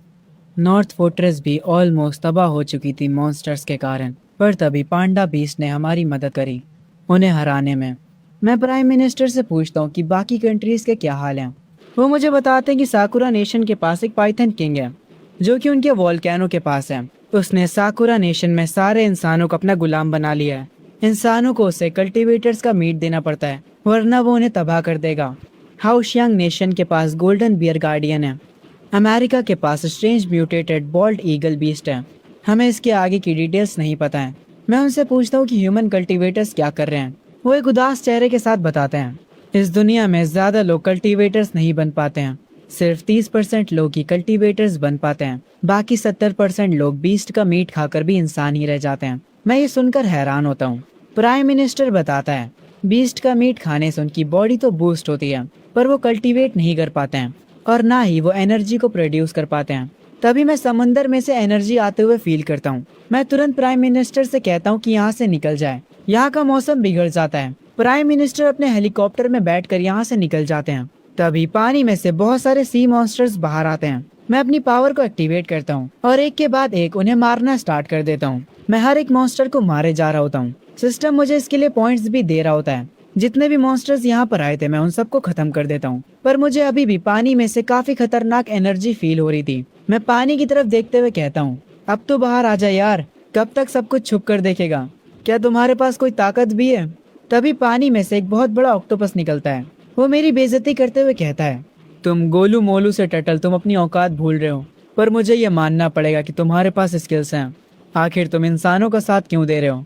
मैं उस ऑक्टोपस से कहता हूँ कि मैं किसी की भी साइड नहीं हूँ, मुझे बस मेरी परवाह है। ये सुनने के बाद वो ऑक्टोपस कहता है, तुम्हें सिर्फ अपनी परवाह है, यानी तुम्हें बाकी के मॉन्स्टर्स को मारने में मजा आता है। ठीक है, कोई बात नहीं। अगर तुम हमारे बॉस के नौकर बनने के लिए तैयार हो जाते हो तो इस समंदर के ट्रिलियंस ऑफ क्रिएचर तुम्हारे गुलाम बन सकते हैं। मैं ये सुनने के बाद कहता हूँ, मैं किसी की गुलामी नहीं करने वाला। मुझे जो कुछ भी चाहिए होगा मैं खुद से हासिल कर लूंगा। ये सुनने के बाद उस ऑक्टोपस को गुस्सा आता है। जब वो ऑक्टोपस अपने टेंटिकल से मेरे ऊपर अटैक करने जा रहा होता है, तभी ये पूरा समंदर हिल जाता है। ये इस ऑक्टोपस की पावर नहीं थी। ये देखने के बाद वो ऑक्टोपस तक शॉक रह जाता है। ये प्रेशर काफी ज्यादा टेरिफाइंग होता है। मैं कहता हूँ, क्या ये पावर है लेवल 7 के सी एम्परर बीस्ट की? इस पावर को देखकर वो ऑक्टोपस भी शांत हो जाता है और मुझसे कहता है, ओए गोलू मोलू, मेरी बात सुन। ये सुनकर मैं हैरान होता हूँ, ये बंदा मुझे गोलू मोलू कैसे कह रहा है? वो ऑक्टोपस मुझे बताता है, मेरे एम्परर ने कहा कि वर्ल्ड 5 बार अवेक होगा। लिंगशी की थर्ड वेव 3 दिनों में आएगी। 100 माइल्स की कोस्ट लाइन पर ये पूरा समंदर हमारा एरिया बन जाएगा स्पिरिचुअल पावर गैदर करने के लिए। ये सुनने के बाद मैं कहता हूँ, मेरे होते ही तुम लोग कभी नहीं कर पाओगे। वो ऑक्टोपस मुझसे कहता है, मेरे एम्परर को पता था कि तुम एग्री नहीं करने वाले, तो इसीलिए वो तुम्हारे साथ एक गेम खेलना चाह रहे हैं। कल सुबह 1 मिलियन लेवल 3 और लेवल 4 के बीस्ट यहाँ पर आने वाले हैं। अगर कल तुम उन सबको मार देते हो तो हम लोग ईस्टर्न फोर्ट्रेस को बख्श देंगे, और अगर तुम ये नहीं कर पाते हो तो ये पूरा समंदर हमारा होगा। तब तुम्हें पता चलेगा कि तुम कितने बेवकूफ हो। ये कहकर वो ऑक्टोपस यहाँ से चला जाता है। कुछ देर बाद अपने हेलीकॉप्टर से प्राइम मिनिस्टर यहाँ पर वापस आ जाते हैं। वो तुरंत भागते हुए मेरे पास आते हैं। मैं प्राइम मिनिस्टर से कहता हूँ, मैं आपके साथ एक डील करना चाहता हूँ। मैंने जितने भी सी मॉन्स्टर्स को भी मारा है, मैं उन्हें अकेला नहीं खा सकता, तो आप इनका मीट ले जा सकते हैं। आप ये मीट इंसानों को दे सकते हैं। मैं उम्मीद करता हूँ कि कुछ इंसान कल्टीवेटर्स बन पाए। ये सुनने के बाद प्राइम मिनिस्टर्स की आंखों में एक चमक आ जाती है। वो बहुत ही ज्यादा खुश हो जाते हैं। मैं उनसे कहता हूँ, इस मीट के बदले मुझे स्पिरिचुअल पावर चाहिए। वो प्राइम मिनिस्टर में इस बात को तुरंत मान लेते हैं और कहते हैं, ठीक है, मैं अभी स्पिरिचुअल पावर को अरेंज करता हूँ आपके लिए। वो अपने वर्कर्स को बुलाते हैं सी मॉन्स्टर्स की बॉडी को ले जाने के लिए। थोड़ी देर बाद वो आते हैं एक बॉक्स के साथ। जब वो उस बॉक्स को खोलते हैं तो उस बॉक्स के अंदर स्पिरिचुअल पावर होती है। जो मॉन्स्टर्स का मीट मैंने उन्हें दिया है उसकी कीमत होती है 2 लाख स्पिरिचुअल पावर। वो मुझे ये स्पिरिचुअल पावर दे देते हैं। मैं तुरंत उस स्पिरिचुअल पावर को कंज्यूम करने लगता हूँ। इस स्पिरिचुअल पावर को यूज करने के बदले सिस्टम मुझे रिवॉर्ड भी देता है। वो मुझे 1.5 लाख पॉइंट्स देता है। मैं उन सारे पॉइंट्स को डिफेंस में डाल देता हूँ और ये करते ही मुझे पावर अप मिल जाता है। थोड़ी देर बाद मुझे प्राइम मिनिस्टर कॉल करते हैं और कहते हैं, किंग टर्टल, क्या कल सुबह के लिए आपको सपोर्ट चाहिए? मैं उनसे मना कर देता हूँ और कहता हूँ, आपको बस 2 चीजें करनी है। पहला, इस जगह को पूरा खाली कर दीजिए। दूसरा, तैयार हो जाइए। मैं कल आप लोगों को और भी ज्यादा मॉन्स्टर का मीट देने वाला हूँ। कल सुबह एक बहुत ही टफ फाइट होने वाली है। उस ऑक्टोपस की औकात कैसे हुई मुझे गोलू मोलू बोलने की? मैं उसे छोड़ूंगा नहीं। तभी यहाँ पर शाम से रात हो जाती है और मिलियंस ऑफ बीस्ट यहाँ पर आने लगते हैं। मैं भी अपनी फुल पावर के साथ तैयार होता हूँ। मैं अपनी टाउन स्किल को एक्टिवेट करता हूँ। तभी से ही शिफ्ट होता है। हम उस ऑक्टोपस को देखते हैं जो कि समुद्र के अंदर एक ब्लैक टर्टल से बातें कर रहा होता है। वो ब्लैक टर्टल कहता है, एम्परर बीस्ट ने इस बार सच में हमें ऑर्डर दिया है, हम उस पर एक साथ अटैक करेंगे, हमें अपने अपोनेंट को मारना होगा। ऑक्टोपस कहता है, मैं उस टर्टल किंग से कल ही मिला था, हमें पहले ये देखना होगा कि उसके पास कौन कौन सी पावर्स हैं। ब्लैक टर्टल कहता है, इसीलिए तो हम उसके पास मिलियंस ऑफ सी मॉन्स्टर्स भेज रहे हैं, ताकि हम उसकी मेन स्किल का पता लगा सकें। जब उसकी सारी स्किल्स खत्म हो जाएंगी तब वो मोमेंट होगा जब हम उस पर अटैक करेंगे, हम तुरंत उसे खत्म कर देंगे। हम देखते हैं ऊपर लैंड पर टर्टल किंग तैयार होता है सबसे फाइट करने के लिए। वो तुरंत एक के बाद एक सी मॉन्स्टर्स को मारने लगता है। उसके ऊपर काफी सारे बीस्ट एक साथ अटैक करते हैं, पर वो फिर भी उन पर भारी पड़ रहा होता है। ये फाइट हेडक्वार्टर में सारे लोग स्क्रीन पर देख रहे होते हैं। आर्मी चीफ कह रहा होता है, क्या turtle king millions of beast को हैंडल कर पाएगा? प्राइम मिनिस्टर कहते हैं, हमें उस पर भरोसा करना होगा और इस मौके का फायदा उठाना होगा। टॉप काउंसिल ने डिसाइड कर लिया है, इस बार टर्टल किंग जिन भी मॉन्स्टर्स को मारेगा उनकी बॉडी कल्टीवेटर्स ले जाएंगे। हम कुछ समय बाद का सीन देखते हैं। हमारे टर्टल किंग ने एक लंबी लड़ाई के बाद सारे मॉन्स्टर्स को हरा दिया होता है। ये चीज देखकर ऑक्टोपस पानी के अंदर से काफी गुस्सा होता है। वो गुस्से में कहता है, बस इंतजार करो, हम तुम्हें जल्द ही सबक सिखाएंगे। क्योंकि अब पानी से और सी बीस्ट बाहर नहीं आ रहे होते हैं, इसीलिए मैं प्राइम मिनिस्टर से कहता हूँ कि यहाँ से सारी बॉडीज उठवा लें। एक पर्सन मुझे देखकर डर जाता है, मैं उससे जबकि कहता भी हूँ कि मैं इंसानों को नहीं खाता हूँ। तभी हम देखते हैं कि यहाँ पर शैंगवान फैमिली का ग्रैंडसन आता है। वो मुझसे आकर पूछता है, किंग टर्टल, क्या इंसान या सच में खतरे में है? ये सुनने के बाद उसके ग्रैंडफादर हैरान हो जाते हैं और वो उसे चुप रहने के लिए कहते हैं। मैं उनके ग्रैंडसन के जवाब में कहता हूँ कि मुझे नहीं पता। उनका ग्रैंडसन काफी गुस्सा होता और कहता है, मुझे यकीन नहीं हो रहा, हम इंसानों ने आइस एजेस को सरवाइव करा, समुंदर की वेव्स को सरवाइव किया, यहाँ तक कि हमने वॉर्स को भी सरवाइव किया है। हम लोग हमेशा जिंदा बचे हैं। अगर खुद हेवंस भी हमें मिटाना चाहे तब भी मुझे यकीन है इंसान अपनी किस्मत खुद से लिख सकते हैं। ये सुनने के बाद उस लड़के के ग्रैंडफादर जमीन पर अपना सर रख देते हैं और माफी मांगने लगते हैं और कहते हैं, टर्टल किंग प्लीज इसकी बातों का बुरा मत मानिएगा, ये बस एक बच्चा है, इसे दुनिया की समझ नहीं है। पर मुझे उस लड़के की बात का बुरा नहीं लगा होता। मैं तो बल्कि उस लड़के से कहता हूँ कि वो मेरे साथ चले। मैं उस लड़के को बताता हूँ कि मैं ईस्टर्न फोर्ट्रेस की तरफ जा रहा हूँ और वो मेरे साथ चल सकता है। ये सुनकर वो लड़का खुश हो जाता है और कहता है, ठीक है, मैं आपको रास्ता दिखाऊंगा। उसके बाद हम दोनों साथ में वहाँ से चले जाते हैं। क्योंकि मैंने उस लड़के पर गुस्सा नहीं करा होता, इसीलिए उसका ग्रैंडफादर काफी खुश हो जाता है। वो रोते हुए कह रहा होता है, ऐसा लगता है कि हमारी शैंगवान फैमिली सच में ब्लेसेड है। कुछ टाइम बाद मैं ईस्टर्न फोर्ट्रेस के बेस पर पहुंच जाता हूं और वहां जाकर कहता हूं, मुझे बाकी के 3 फोर्ट्रेसेस से भी बात करनी है, मुझे उन लोगों से कुछ अनाउंस करना है। ये सुनने के बाद प्राइम मिनिस्टर कहते हैं, टर्टल किंग, हमें नहीं लगता कि आप इस साइज के साथ बेस के अंदर जा पाएंगे। ये सुनने के बाद मैं कहता हूँ, इसकी टेंशन आप लोग मत लीजिए, और मैं तुरंत अपने साइज को छोटा कर लेता हूँ, जिसे देखकर वो लड़का काफी खुश हो जाता है। वो मेरे पास आता है और मुझे क्यूट बोलता है। पर ये सुनने के तुरंत बाद उसके ग्रैंडपा उसके सर पर मारते हैं। मैं कुछ भी नहीं कहता और उनसे कहता हूँ, चलो अंदर चलते हैं। अंदर एक टीम सारे फोर्ट्रेसेस के गार्डियन को वीडियो कॉल करती है। सब लोग वीडियो कॉल पर होते हैं और मैं उस लड़के के हाथ पर होता हूँ। बियर किंग कहता है, हम तो मीटिंग करने वाले थे ना, मेरा पुराना यार टर्टल किंग कहाँ पर है?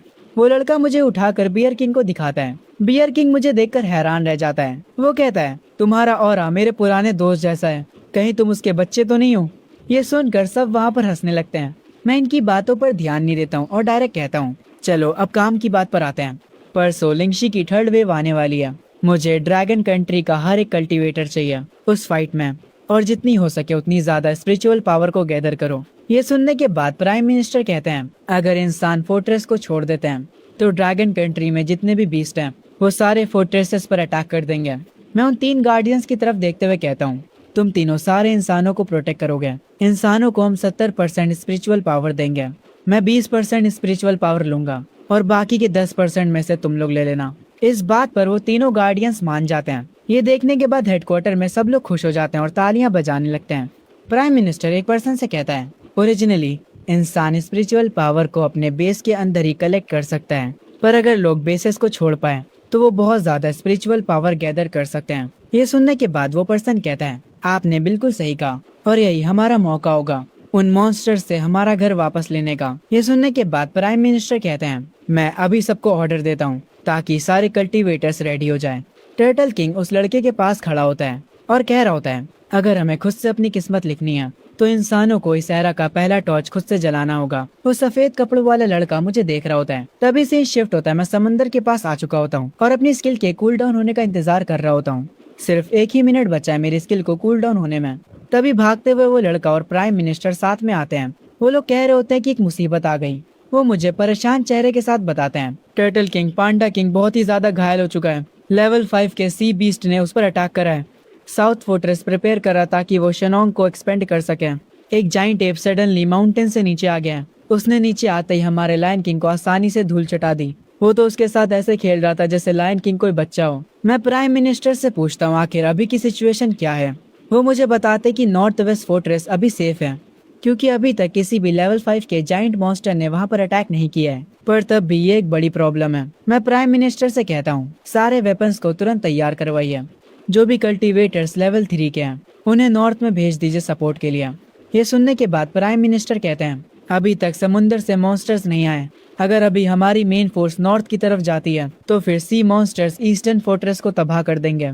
मैं यहाँ के लोगों को खतरे में नहीं डाल सकता। मैं अपने सिस्टम को ओपन करता हूँ और कुछ चेक करता हूँ और उसके बाद कहता हूँ चलो मैं पहले इन समुद्री मॉन्स्टर्स का खेल खत्म कर देता हूँ। ये कहकर मैं समुद्र की तरफ जाने लगता हूँ। मैं उन 2 बॉस मॉन्स्टर्स के पास पहुंच जाता हूँ जो कि इन सी मॉन्स्टर्स को कंट्रोल कर रहे थे। वो ऑक्टोपस दोबारा से मुझे कहता है ओए गोलू मोलू तुम्हारी इतनी औकात हो गई कि तुम समुद्र में आकर हमसे लड़ोगे। वो ब्लैक टर्टल कहता है हमारे एम्परर ने तुम्हें एक आखिरी मौका दिया है, या तो अभी हमारे सामने सरेंडर कर दो या फिर इस समुद्र के अंदर हमेशा के लिए दफन हो जाओ। मैं इन लोगों की बातों पर घंटा भी ध्यान नहीं देता और डायरेक्ट इनकी तरफ बढ़ने लगता हूँ। ऑक्टोपस मुझ पर अपनी चैन से अटैक करता है और मुझे उन चैन में जकड़ लेता है। ब्लैक टर्टल अपना ग्रेविटी अटैक का यूज करता है। मैं पानी के और गहराई में जाने लगता हूँ। मैं सोचने लगता हूँ कि मैं ऐसा क्या करूँ जिससे इन दोनों को हरा सकूं। मुझे कुछ ही सेकंड्स में इन दोनों के पास जाना होगा, तभी मैं इन्हें हरा सकता हूँ। मैं ऑलरेडी काफी ज्यादा जख्मी हो चुका होता हूँ। मेरे पूरे शरीर से खून आ रहा होता है, पर फिर भी मैं हिम्मत नहीं हारता। मेरी आंखें लाल हो जाती हैं। मैं बरसक मोड को ऑन करता हूँ और उसके भी एक नेक्स्ट लेवल पर चला जाता हूँ। मेरी स्पीड काफी गुना तेज हो जाती है। मैं बहुत तेजी से उन दोनों की ओर बढ़ता हूँ। ये देखकर वो ऑक्टोपस हैरान हो जाता है। मैं तुरंत जाकर उसे बाइट करता हूँ और उसे वहीं पर खत्म कर देता हूँ। इसे मारने पर मुझे 8600 पॉइंट्स मिलते हैं। वो ब्लैक टर्टल की ये देखकर फट जाती है। मैं तुरंत उसकी ओर जाने लगता हूँ, पर उसका डिफेंस काफी ज्यादा मजबूत होता है। मैं इजीली उसके डिफेंस को नहीं तोड़ पाता, पर फिर भी मैं अपनी फुल पावर का इस्तेमाल करके उसे समंदर की जमीन पर पटक देता हूँ। बहुत सारे सी मॉन्स्टर्स मेरे आसपास आ जाते हैं। ये देखकर मैं थोड़ा सा पीछे हटने का फैसला करता हूँ और ऊपर जाने लगता हूँ, पर तभी अचानक से वो ब्लैक टर्टल वापस उठता है और मेरे पास आकर मेरे हाथ पर काट लेता है। मैं अपने डिफेंस को तो ऑन कर लेता हूँ, पर फिर भी मेरी बॉडी से खून निकलने लगता है। मैं अपने एक हाथ में एनर्जी को गैदर करता हूँ और उसी हाथ से उस ब्लैक टर्टल को एक पंच मारता हूँ और उसे वहीं पर खत्म कर देता हूँ। इस टर्टल को मारने के मुझे 9600 पॉइंट्स मिलते हैं। उसको मारने के बाद बहुत सारे सी मॉन्स्टर्स मेरे पीछे पड़ जाते हैं। हेडक्वार्टर्स में बैठे सारे लोग ये फाइट को देख रहे होते हैं। मैं उन दोनों मॉन्स्टर्स की बॉडी को जमीन पर ले आया होता हूँ। हॉन्गर मुझे वापस से स्क्रीन पर देखकर काफी खुश हो जाता है और कहता है ये तो किंग टर्टल है, मुझे पता था कि वो जीत जाएगा। पर तभी पानी में से बहुत सारे सी मॉन्स्टर्स निकलने लगते हैं। हॉन्गर ये देखकर बर्दाश्त नहीं कर पाता कि मैं उन सब से अकेले लड़ने वाला हूँ। वो तुरंत मेरे पास आने के लिए निकल पड़ता है, पर उसके ग्रैंड पा उसे रोक लेते हैं और कहते हैं आखिर तुम्हें क्या लगता है कि तुम क्या कर रहे हो। हॉन्गर उनसे कहता है कि उसे किंग टर्टल की मदद करनी है। ये सुनने के बाद उसके ग्रैंडपा कहते हैं आखिर तुम वहाँ पर जाकर उसकी मदद कैसे करने वाले हो, तुम कर भी क्या सकते हो। हॉन्गर ये सुनकर रोने लगता है और कहता है आप क्या चाहते हैं मैं यहाँ पर खड़ा होकर उनकी फाइट देखूं। ये सुनने के बाद प्राइम मिनिस्टर और उसके ग्रैंडपा दोनों ही उदास हो जाते हैं। प्राइम मिनिस्टर कहते हैं ये एक ऐसी बैटल है जिसे हम ज्वाइन नहीं कर सकते, हम बस यहाँ पर रहकर किंग टर्टल पर भरोसा कर सकते हैं। दूसरी तरफ मैं उन सी मॉन्स्टर्स को मार रहा होता हूँ। उनकी तादाद बहुत ज्यादा होती है। सारे लोग मेरे जीतने के लिए प्रे कर रहे होते हैं। आखिरकार एक लंबी लड़ाई के बाद मैं उन सारे सी मॉन्स्टर्स को खत्म कर देता हूँ। सूरज की रोशनी मुझ पर पड़ती है। मेरी जीत देखने के बाद हेडक्वार्टर में हॉन्गर काफी ज्यादा खुश हो जाता है और वो लोग जो मेरे लिए प्रे कर रहे थे वो सब भी। पर तभी प्राइम मिनिस्टर किसी चीज को देखकर कहते हैं ये अच्छा नहीं हुआ। उन्होंने स्क्रीन पर मेरे मुंह से खून निकलता हुआ देख लिया होता है। मैं जमीन पर गिर जाता हूँ। मैंने एक बहुत ही लंबी बैटल करी है और उन दोनों मेन बॉसेस से भी फाइट करी। उस ब्लैक टर्टल ने मेरे हाथ पर काट भी लिया था और मेरी खुद की स्किल टॉन्ट का भी मुझ पर असर था। ये कहना गलत नहीं होगा कि अगर मैं और ज्यादा लड़ता तो मेरी खुद की स्किल ही मेरी जान ले लेती। ये स्पेशल पावर खतरनाक तो है, पर ये मेरी भी जान ले सकती है। मेरे पास जितने भी पॉइंट्स होते हैं मैं उन सबको डिफेंस में डाल देता हूँ। उसके थोड़ी देर बाद मैं ठीक होने लगता हूँ। मैं उस बॉस ऑक्टोपस को खाने लगता हूँ। प्राइम मिनिस्टर यहाँ पर कल्टीवेटर्स के साथ आ जाते हैं ताकि वो इन सी मॉन्स्टर्स की बॉडी को ले जा सके। हॉन्गर तुरंत मेरे पास आता है और मुझसे पूछता है क्या मैं ठीक हूँ। मैं उससे कहता हूँ कि कोई भी टेंशन लेने वाली बात नहीं है। उसके बाद मैं प्राइम मिनिस्टर के पास जाता हूँ और उनसे कहता हूँ ऐसा लगता है कि समुद्र के सारे मॉन्स्टर्स खत्म हो चुके हैं। प्राइम मिनिस्टर मुझे थैंक यू बोलते हैं और कहते हैं तुमने जो हमें इस बार 20 बीस्ट मीट दिया है उसका टोटल 5 लाख स्पिरिचुअल एनर्जी हुआ। टर्टल किंग, क्या तुम अब हमारी पूरी कंट्री को अपना गुलाम बनाने की सोच रहे हो, जैसा यामाता ने करा है साकुरा कंट्री के साथ? मैं ये सुनने के बाद कहता हूँ, नहीं, मेरा ऐसा कोई भी इरादा नहीं है। प्राइम मिनिस्टर मुझसे कहते हैं, तो तुम हमारी मदद क्यों कर रहे हो? मैं उनसे कहता हूँ, मैं ये सब बस अपने लिए कर रहा हूँ। मैं अपने मन में सोचता हूँ, आखिर मेरी पिछली जिंदगी में मैं भी तो एक इंसान था। मैं प्राइम मिनिस्टर से कहता हूँ, आप फिक्र मत करिए, मैं इंसानों को खाने वाला नहीं हूँ। प्राइम मिनिस्टर मेरी इन बातों पर भरोसा कर लेते हैं। मुझे सिस्टम का नोटिफिकेशन आता है जिसमें सिस्टम बताता है आपने ईस्टर्न फोर्ट्रेस को बचा लिया है, आपका ये मिशन कंप्लीट हो चुका है। फेथ को 1 लाख से इंक्रीज करा जा रहा है। सिस्टम को बंद करते ही मैं तुरंत फैसला करता हूँ, मैं इस ड्रैगन कंट्री से सारे बीस्ट को भगाने वाला हूँ। मैं जाकर उन्हें एक एक करके मार दूंगा। पहले मैं जाऊंगा नॉर्थर्न फोर्ट्रेस पर। हॉन्गर ये सुनकर कहता है, किंग टर्टल प्लीज मुझे अपने साथ ले चलिए, मैं आपको वहाँ जाने का रास्ता दिखाऊंगा। मैं उसकी बात मान लेता हूँ और उसे अपने साथ लेकर यहाँ से निकल जाता हूँ। सीन शिफ्ट होता है नॉर्थर्न फोर्ट्रेस पर, जहाँ का एक कमांडर कहता है कि पांडा किंग की इंजरी कैसी है। एक सोल्जर ये सुनकर काफी गुस्से में होता है और वो कहता है, उनके इंटरनल ऑर्गन्स डैमेज हो चुके हैं, उनको पहले जैसा बनने के लिए कम से कम 1 महीने का आराम चाहिए। वो लाल क्रोकोडाइल अचानक से समंदर से निकल आया और पांडा किंग पर अटैक कर दिया। वो मॉन्स्टर जरूर से लेवल 5 का होगा। तभी एक सोल्जर आकर बताता है, कमांडर हमारी एमओ खत्म होती जा रही है, हमारा डिफेंस ज्यादा दिनों तक नहीं चलने वाला, हमारे कल्टीवेटर्स एक एक करके फाइट कर रहे हैं, वो भी अब अपनी लिमिट पर पहुंच चुके हैं। ये सुनने के बाद कमांडर कहता है, क्या ईस्टर्न फोर्ट्रेस से किंग टर्टल सच में हमारे वहाँ आ रहा है? वो सोल्जर तुरंत कहता है, हाँ सर, वो हमारे वहाँ आ रहा है, वो 10 घंटों में हमारे फोर्ट्रेस में पहुंच जाएगा। ये सुनकर वो जख्मी वाला सोल्जर खुश हो जाता है और कहता है, ये तो बहुत अच्छी बात है, अगर किंग टर्टल हमारे साथ होगा तो हम उस क्रोकोडाइल को सबक सिखा देंगे। तभी यहाँ पर इमरजेंसी अनाउंसमेंट होती है। रेड क्रोकोडाइल वापस से समंदर से बाहर आ चुका है। वो हमारे डिफेंस को तोड़ रहा है, वो हमारे फोर्ट्रेस की तरफ बहुत तेजी से बढ़ रहा है। कमांडर तुरंत अलर्ट हो जाने की अनाउंसमेंट करते हैं। वो सबको एक आखिरी अटैक के लिए तैयार करते हैं। वो कल्टीवेटर से कहते हैं कि जितना समय तक हो सके उतने समय तक क्रोकोडाइल को रोके रखें ताकि किंग टर्टल यहाँ पर आ सके। वो जख्मी वाला सोल्जर कहता है, शायद से हम किंग टर्टल के आने तक उसे ना रोक पाए। तभी किंग टर्टल जो कि हेलीकॉप्टर में बैठकर आ रहा होता है, उसे भी नॉर्थर्न फोर्ट्रेस की सिचुएशन की खबर मिलती है। नॉर्थ फोर्ट्रेस वाले लोग किंग टर्टल को बताते हैं कि वो बस 3 घंटे और टिक पाएंगे। मैं हॉन्गर से पूछता हूँ कि वहाँ पर पहुँचने में कितना टाइम लगेगा। हॉन्गर कहता है कम से कम 8 और घंटे। ये सुनकर मैं अपने साइज को थोड़ा बड़ा कर लेता हूँ और कहता हूँ, ये तो बहुत टाइम लगा देगा। और ये कहकर मैं तुरंत उस हेलीकॉप्टर से कूद जाता हूँ। मैं जमीन पर लैंड करता हूँ। हॉन्गर भी मेरे पीछे कूद जाता है और वो डायरेक्ट मेरे शेल पर आकर बैठ जाता है। मैं हॉन्गर से कहता हूँ कि मुझे रास्ता बताए और हॉन्गर वैसे ही करता है जो डायरेक्शन हॉन्गर ने मुझे बताई होती है। मैं उस तरफ फुल स्पीड में जाने लगता हूँ। तभी से शिफ्ट होता है नॉर्थर्न फोर्ट्रेस की तरफ। ह्यूमंस और मॉन्स्टर्स आपस में फाइट कर रहे होते हैं। गन्स की फायरिंग और रेड क्रोकोडाइल कहर मचा रहा होता है। वो लोग उस पर मिसाइलों से अटैक करते हैं, पर उस क्रोकोडाइल को घंटा भी फर्क नहीं पड़ता। वो उनसे कहता है, इंसानों तुम लोग जो कुछ भी कर लो, सब कुछ मेरे आगे बेकार है। वो बैटल फील्ड पर हर किसी को मारे जा रहा होता है। ये देखकर वो कमांडर जो कि सबको ऑर्डर्स दे रहा होता है, वो हैरान होता है। क्रोकोडाइल चिल्लाते हुए कहता है, इंसानों तुम लोगों ने मुझे गुस्सा दिलाया है। वो अपनी टेल से वहाँ की दीवार को तोड़ देता है। सारे मॉन्स्टर्स अंदर घुसने लगते हैं। पांडा किंग उसके सामने आकर खड़ा हो जाता है और कहता है, यहाँ से चले जाओ। ये सुनने के बाद क्रोकोडाइल कहता है, तुम्हारे जैसा घायल कूड़ा मुझे नहीं रोक सकता। और वो अपने एक अटैक से पांडा किंग को दूर फेंक देता है। वो मगरमच्छ होते हुए भी शेर की तरह दहाड़ता है। हेडक्वार्टर्स में सारे लोग परेशान हो जाते हैं। कमांडर की आंखों से तो आंसू तक आ जाते हैं। उन्हें लगने लगता है कि ये उनका अंत है। तभी एक सोल्जर नोटिस करता है और वो खुश हो जाता है और कहता है, किंग टर्टल, हमें किंग टर्टल दिखाई दे रहे हैं। किंग टर्टल जो कि काफी स्पीड में इधर की तरफ भागते हुए आ रहा होता है। उसको देखने के बाद लोगों में एक नई होप आ जाती है। मैं वहाँ पर पहुंच चुका होता हूँ जहाँ पर सारे लोग आपस में फाइट कर रहे होते हैं। वो इंसान जो कि फाइट नहीं कर सकते, वो खुद को सेफ रखने के लिए छुप कर बैठे होते हैं। मुझे काफी ज्यादा गुस्सा आता है और मैं उस क्रोकोडाइल के पास जाकर कहता हूँ, तूने अब हद पार कर दिया, तुमने यहाँ के लोगों को परेशान करके रख दिया है। इस शहर के सारे लोग मेरे पीछे आओ, हम इन्हें खत्म कर देंगे। ये सुनने के बाद क्रोकोडाइल मुझसे कहता है, अरे मेरे गोलू मोलू टर्टल, मैं भी देखना चाहता हूँ कि तेरा स्वाद कैसा होगा। ये सुनते ही मैं कहता हूँ, वो तो बाद में पता चलेगा कि कौन किसको खाता है। मैं तेरे को अब सबक सिखाऊंगा। मैं अपनी टॉन्ट स्किल को एक्टिवेट करता हूँ, जिसे देखकर क्रोकोडाइल को गुस्सा आता है और वो तुरंत मुझ पर चार्ज करता है। मैं भी उसके पास जाता हूँ और उसे कुछ पंचेस मारता हूँ, पर मेरे पंचेस उस क्रोकोडाइल पर असर नहीं करते। मैं समझ जाता हूँ कि इसकी स्किन कुछ ज्यादा ही मजबूत है। क्रोकोडाइल थोड़ी देर के लिए शांत होता है और मुझसे कहता है, टर्टल किंग, तुम भी हमारी तरह एक मॉन्स्टर हो, पर फिर भी तुम इंसानों के लिए काम कर रहे हो। ये चीज देखकर डीप सी का एम्परर काफी गुस्सा है। तुम्हें आगे चलकर इसका पछतावा होगा। मैं इस बंदे की बातों पर ध्यान नहीं देता हूँ और अपने मन में सोचता हूँ, अगर मैं इसे ऊपर से नुकसान नहीं पहुंचा पा रहा हूँ तो मैं इसे अंदर से नुकसान पहुंचाने की कोशिश करूंगा। जब वो मेरे ऊपर अटैक करने आ रहा होता है, तब मैं अपनी टेल को उसके मुंह में डाल देता हूँ और क्योंकि मेरे टेल में कांटे लगे थे, इसीलिए उसकी पूरी जीभ कट जाती है। उसके बाद मैं हवा में घूमता हूँ और घूमते घूमते तेजी से उस पर अटैक करता हूँ और कुछ ही अटैक्स के साथ मैं उसे मार देता हूँ। और इस मॉन्स्टर को मारने पर मुझे 12,000 पॉइंट्स मिलते हैं। मतलब ये काफी स्ट्रॉन्ग मॉन्स्टर था। हेडक्वार्टर में एक सोल्जर रिपोर्ट दे रहा होता है और कह रहा होता है, पांडा किंग काफी बुरी तरह से जख्मी है, कल्टीवेटर्स को तुरंत इमरजेंसी ट्रीटमेंट के लिए ले जाया जा रहा है। तभी हॉन्गर मुझे लेकर कमांडर के पास आ जाता है। वहाँ का कमांडर मुझे ग्रीट करता है। मैं उस कमांडर से कहता हूँ कि तुमने बहुत अच्छा काम करा, अब मेरी मदद करो ताकि मैं ईस्टर्न फोर्ट्रेस के चीफ को कांटेक्ट कर सकूं और उनसे कहो कि नॉर्थ फोर्ट्रेस के ब्लैक बियर किंग को यहाँ भेजे, मेरे पास कुछ प्लान्स हैं। वो कमांडर कहता है फिर हम इंसानों को क्या करना होगा। मैं कमांडर से कहता हूँ कि इन सारी चीजों को ब्रॉडकास्ट करो और मेरी ये बात मानकर वो लोग हजारों की तादाद में कैमरा ड्रोन्स को आसमान में छोड़ देते हैं ताकि इंसान हर एक चीज पर नजर रख सके। उन ड्रोन्स में असल में एक स्पीकर भी लगा होता है और उस स्पीकर में मेरी रिकॉर्डिंग होती है जिसमें मैं कह रहा होता हूँ होशिया में जितने भी बीस्ट हैं वो इस लड़ाई में इंसानों का साथ देंगे। ये मेरा यानी किंग टर्टल का ऑर्डर है, हर एक बीस्ट को मेरी बात माननी होगी। वो लोग सिटी में आकर इंसानों के साथ मिलकर लड़ सकें। बीस्ट और इंसान एक दूसरे पर कोई भी अटैक्स नहीं करेंगे। ये बात उस जाइंट एप तक भी पहुंचती है और वो कहता है ये तो काफी इंटरेस्टिंग लग रहा है। इस बात को हर एक पावरफुल मॉन्स्टर समझता है। मैं महसूस कर सकता हूँ कि ये जो स्पिरिचुअल एनर्जी है वो हर बार बढ़ती जा रही है। पहले स्पिरिचुअल एनर्जी चावल के दाने जितनी थी,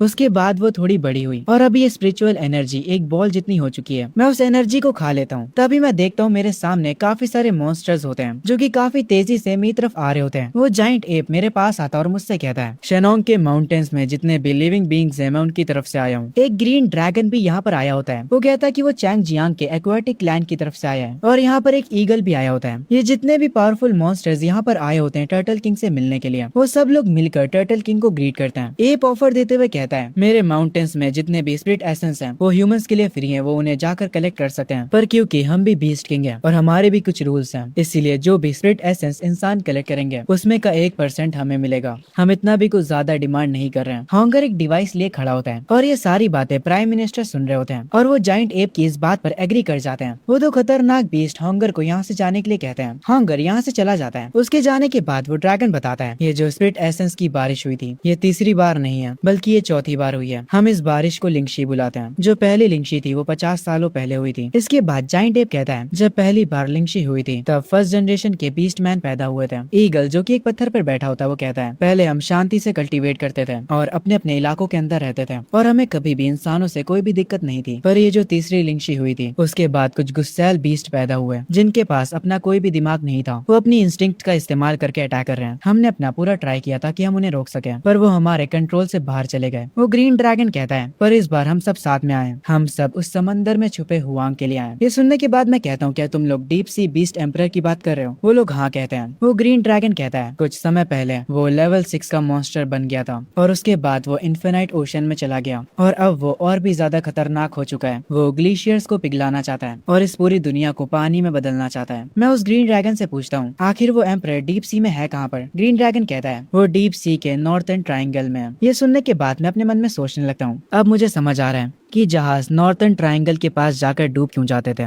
मुझे लगता है कि ये सब उसी का किया कराया है। ईगल कहता है तो अब हम सबको मिलकर डीप सी बीस्ट एम्परर से फाइट करना होगा। टर्टल किंग तुम भी हमारे साथ आ जाओ। मैं एक पत्थर पर खड़ा हो जाता हूँ और जितने भी बीस्ट मेरे आसपास थे उन सबसे कहता हूँ यहाँ पर जितने भी लोग हैं अगर तुम सब मेरे अंडर सर्व करते हो। पर ये सुनते ही वहाँ के जितने भी बीस्ट होते हैं वो गुस्सा हो जाते हैं और कहते हैं क्या तुम खुद को हमारा राजा समझ रहे हो? तुम्हें लगता है कि तुम हमें ऑर्डर दे सकते हो? इनके इस बिहेवियर को देखकर मैं अपनी एक एबिलिटी का यूज करता हूँ और इन बीस्ट को इनकी औकात दिखा देता हूँ। वो लोग तुरंत मेरी बात मान जाते हैं। जाइंट एप कहता है हमें क्या करना चाहिए? मैं उनसे कहता हूँ कि बस अपने इलाके में चले जाओ और अपनी आर्मी को कंट्रोल करो और उनसे मना करो कि वो लोग इंसानों पर अटैक ना करें और अगर इस बीच में कुछ भी उल्टा होता है तो मैं तुम सबको कांटेक्ट करूंगा। मेरी बात मानकर वो सारे बीस्ट यहाँ से चले जाते हैं और कुछ टाइम पहले जैसे हमारी डील हुई थी मॉन्स्टर्स के साथ, सारे इंसान स्पिरिचुअल स्टोन को कलेक्ट कर रहे होते हैं और कोई भी बीस्ट उन पर अटैक नहीं कर रहा होता है। कभी भी किसी ने ये नहीं सोचा था कि इंसान और मॉन्स्टर्स एक साथ रह सकते हैं। इस बात के लिए सब लोग टर्टल किंग को शुक्रिया कहते हैं। वो लोग खुश होते हैं कि उनकी कंट्री के पास टर्टल किंग है। कुछ समय बाद कमांडर ट्रक भर के 5 लाख स्पिरिट स्टोन्स मेरे लिए लेकर आता है। हर एक क्रिस्टल से मुझे 10 फ्रीडम पॉइंट्स मिलते हैं तो मुझे टोटल 5 मिलियन पॉइंट्स मिलेंगे। ये सोचकर ही मेरी आंखों में एक अलग सी चमक आ जाती है। मैं कमांडर से कहता हूँ कि बाकी के बीस्ट किंग्स को भी उनके हिस्से के क्रिस्टल्स पहुंचा दिया जाए। कमांडर कहता है कि इस बात की आप फिक्र मत करिए। फिर मैं उन सारे क्रिस्टल्स को कंज्यूम करने लगता हूँ और कुछ ही देर में मैं उन सारे क्रिस्टल्स को कंज्यूम कर लेता हूँ। मुझे 5 मिलियन पॉइंट्स मिल जाते हैं जिसकी मदद से मैं अपने सारे स्टेट्स को मैक्स आउट कर लेता हूँ। पर मुझे अभी तक ये नहीं पता चला कि ये जो फेथ पावर मुझे मिली है ये एक्चुअली में है क्या। तभी हॉन्गर मेरे पास भागते हुए आता है और मुझसे कहता है टर्टल किंग एक मुसीबत है। साकुरा नेशन का जाइंट स्नेक हजारों की तादाद में इलाइट बीस्ट को लेकर हमारे ड्रैगन नेशन की तरफ आ रहा है। मैं तुरंत हॉन्गर से पूछता हूँ वो किस डायरेक्शन से आ रहा है और उसका पावर लेवल क्या है। हॉन्गर मुझे उनका रास्ता बताता है कि वो लोग किस रास्ते से आ रहे हैं। वो ईस्टर्न फोर्ट्रेस से होकर आएंगे। उसके बाद हॉन्गर कहता है अगर हम लोग पावर लेवल की बात करें तो वो मिड लेवल 6 पर होगा। मैं ये सुनने के बाद कहता हूँ ठीक है मैं समझ गया। उन सारे बीस्ट किंग्स को इकट्ठा करो जो कि पानी में लड़ सकते हैं और उन्हें तुरंत ईस्टर्न फोर्ट्रेस की तरफ भेजो। मेरी ये कमांड सुनकर ग्रीन ड्रैगन ईस्टर्न फोर्ट्रेस की तरफ बढ़ने लगता है और काफी सारी टर्टल्स की आर्मीज भी।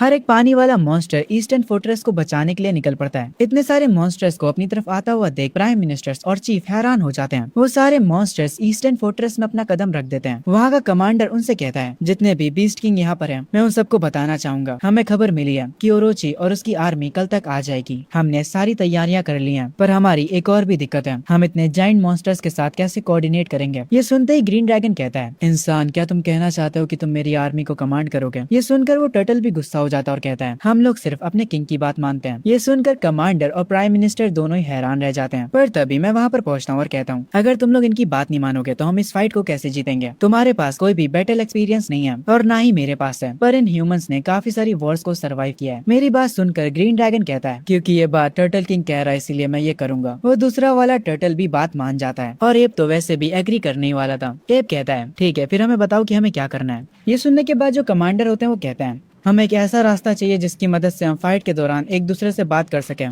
ताकि हम मॉन्स्टर्स को ऑर्डर दे सकें।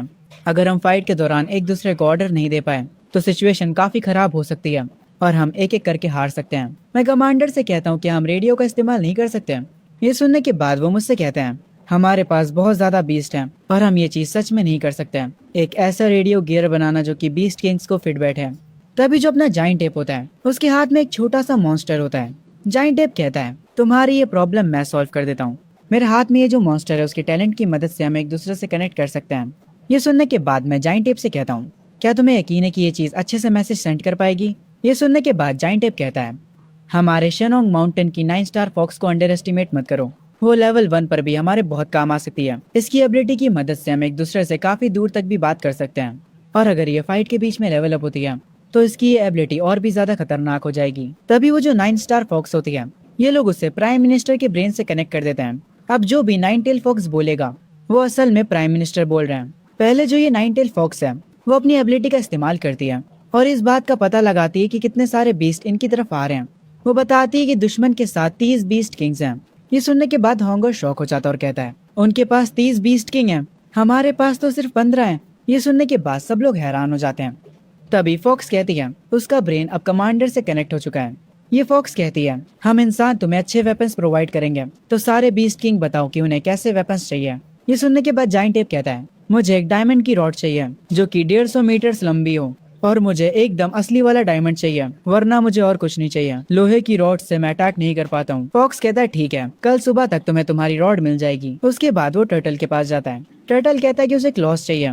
फॉक्स कहता है, ठीक है मैं समझ गया, पर इसके लिए इंसानों को तुम्हारे हाथों की नाप लेनी होगी। जो टर्टल होता है वो अपने हाथों की नाप देने के लिए तैयार हो जाता है। कुछ ही देर में इंसान यहाँ पर आ जाता है उसके हाथों की नाप लेने। वो लोग उसकी नाप लेते हैं और यहाँ से चले जाते हैं। ग्रीन ड्रैगन कहता है, मुझे चाहिए डायमंड क्लॉ कवर्स, वो मेरी पावर को काफी बूस्ट कर देगा। पर टाइगर यहाँ पर सबसे अलग ही बात कर रहा होता है। वो कह रहा होता है, मुझे चाहिए पर मुझे उड़ना है, बहुत ऊंचा उड़ना है। मैं बचपन से उड़ने के सपने देख रहा हूँ पर उड़ ही नहीं पा रहा हूँ। ये सुनने के बाद फॉक्स कहता है, तुम बस इन सारी चीजों के सपने देखो, ये नहीं होने वाला, हम तुम्हारे लिए पर नहीं बना सकते। ये सुनने के बाद बाकी सारे बीस्ट टाइगर पर हंसते हैं। तभी सीन शिफ्ट होता है अगली सुबह। जाइंट एप को उसका डायमंड का रॉड मिल जाता है और टर्टल को उसके क्लॉज। फॉक्स सबसे कहता है कि अब तैयार हो जाओ फाइट के लिए। सब लोग उन्हें जो लोकेशन दी जाती है उस लोकेशन पर चले जाते हैं। ग्रीन ड्रैगन पानी के अंदर चला जाता है। मैं अभी भी बीच पर खड़ा होता हूँ और इस फाइट के लिए तैयार होता हूँ। टेलीपैथी की मदद से फॉक्स मुझे बताता है, हमें नया डाटा मिला है, दुश्मन की तरफ से 45 बीस्ट किंग आ रहे हैं और 1 लाख से ज्यादा के बीस्ट लेवल 4 के हैं। पर मैं अपने मन में सोच रहा होता हूँ, इस बार मैं ये फाइट अकेले नहीं कर रहा हूँ, मेरे साथ ये फाइट पूरी कंट्री लड़ेगी। हमारा बस एक ही गोल है, इस लड़ाई को जीतना। तभी मुझे दूर से एक इंसान दिखता है जो कि एक बीस्ट के ऊपर होता है। उस इंसान को देखकर सारे लोग हैरान हो जाते हैं, यहाँ तक कि मैं भी। हमारे साइड के जितने मॉन्स्टर होते हैं वो तक हैरान हो जाते हैं कि आखिर एक इंसान एक मॉन्स्टर को कैसे कंट्रोल कर सकता है। पर तभी मैं उस इंसान के ऑरा से समझ जाता हूँ वो पर्सन कोई इंसान नहीं है, वो बंदा है यामातो ओरोची, हमारा दुश्मन। ये सुनकर सब हैरान हो जाते हैं। मैं उस मॉन्स्टर का ये फॉर्म देखकर समझ जाता हूँ। तो लेवल 6 पार करने के बाद तुम्हें इंसानी फॉर्म मिल जाता है। हम यामातो ओरोची को देखते हैं जो कि कह रहा होता है, ड्रैगन नेशन, ये एक ऐसा नाम है जिसे सुनते ही मैं कॉन्कर करना चाहता हूँ। जाओ मेरे सैनिकों, सबको खत्म कर दो, एक को भी बख्शना मत। यामातो ओरोची के ये कहते ही सारे मॉन्स्टर्स काफी तेजी से आगे बढ़ने लगते हैं टर्टल किंग की ओर। ये देखकर मैं टॉन्ट स्किल का इस्तेमाल करता हूँ और इससे पहले कि वो मुझ पर अटैक करे मैं उन सब पर अटैक करने के लिए आगे बढ़ता हूँ। मैं एक के बाद एक सी बीस्ट को मारे जा रहा होता हूँ और फिर इनका एक किंग आता है मुझसे फाइट करने के लिए। वो मुझ पर एक इलेक्ट्रिक जाल फेंकता है पर मैं तुरंत अपनी पावर का यूज करके उसे तोड़ देता हूँ और उस बीस्ट किंग को तुरंत खत्म कर देता हूँ। मुझे 13,200 पॉइंट्स मिलते हैं। मेरा भाई जाइंट एप भी दूसरी तरफ इन लोगों को मारने में बिजी होता है और ड्रैगन भी एक बड़े ऑक्टोपस से फाइट कर रहा होता है और टर्टल भी किसी न किसी से फाइट कर रहा होता है। खैर तभी सीन शिफ्ट होता है एक मिस्टीरियस मॉन्स्टर्स की मीटिंग पर, जहाँ पर ये सारे लोग इंसानों की फॉर्म में होते हैं, पर असल में ये सब मॉन्स्टर्स हैं। ये सिल्वर बालों वाला बंदा कहता है कि हम उस यामाता ओरोची के साथ हैं। ब्लॉन्ड बालों वाला बंदा कहता है मैं तुम लोगों को बताना चाहता हूँ कि मैं जल्द ही लेवल 7 तक पहुँचने वाला हूँ, मैं इनकी फाइट में अभी तो नहीं जा सकता। तभी एक शेर जैसा बंदा कहता है कोई बात नहीं भाई, तुम लेवल 7 पर जाने पर ध्यान दो, तुम बस मुझे ऑर्डर दो और मैं उस यामाता ओरोची का सर तुम्हारे कदमों में लाकर रख दूंगा। ब्लॉन्ड बालों वाला ये सुनकर कहता है ठीक है मैं समझ गया, पर जो डीप सी के बीस्ट टेम्परर हैं वो हर एक टॉप फाइटर्स पर नजर रखे हुए हैं, तुम्हें ये काम करने अकेले जाना होगा और काफी चालाकी से और छुप कर ये करना होगा। वो शेर टाइप का बीस्ट हंसता और कहता है ठीक है बस मेरा इंतजार करो, और ये कहकर वो यहाँ से चला जाता है। हम सब की अभी भी सी बीस्ट के साथ फाइट चल रही होती है और अब तो शाम भी हो चुकी होती है। हमारे साथी काफी घायल भी हो जाते हैं, यहाँ तक कि मैं भी काफी घायल हो जाता हूँ। यामाता ओरोची अभी भी सबको ऑर्डर्स दे रहा होता है, उसको इस फाइट में काफी मजा आ रहा होता है। मुझे ये देखकर काफी गुस्सा आता है, हम काफी समय से फाइट कर रहे हैं। मैं अपने घायल साथियों को देखता हूँ और मुझे और बुरा लगता है, बस अब बहुत हुआ। तभी मुझे सिस्टम का नोटिफिकेशन आता है कि मेरा एबिलिटी कूल डाउन खत्म हो चुका है। जैसे ही मेरी एबिलिटी का कूल डाउन खत्म होता है मैं तुरंत फुल स्पीड में यामाता ओरोची की तरफ निकल पड़ता हूँ, पर यामाता ओरोची काफी एटीट्यूड में होता और कहता है अरे यार गोलू मोलू तुम्हें क्या लगता है कि तुम क्या कर रहे हो। मैं तुरंत आसमान में एक जंप मारता हूँ और अपनी एक स्किल एक्सप्लोसिव निडल स्ट्राइक को एक्टिवेट करता हूँ, और सिर्फ यही नहीं बल्कि मैं अपनी सारी स्किल्स को अनलीश कर देता हूँ और उसके साथ टाउंट का भी इस्तेमाल करता हूँ। मेरी आंखें और यामाता ओरोची की आंखें चमकने लगती हैं। हम लोग इतने पास आ जाते हैं जैसे मानो हमारी किस होने वाली होती है। नहीं मेरा मतलब था जैसे हम टकराने वाले हों, पर यामाता ओरोची तुरंत ऊपर एक जंप करता है और मेरे शेल के ऊपर आकर खड़ा हो जाता है।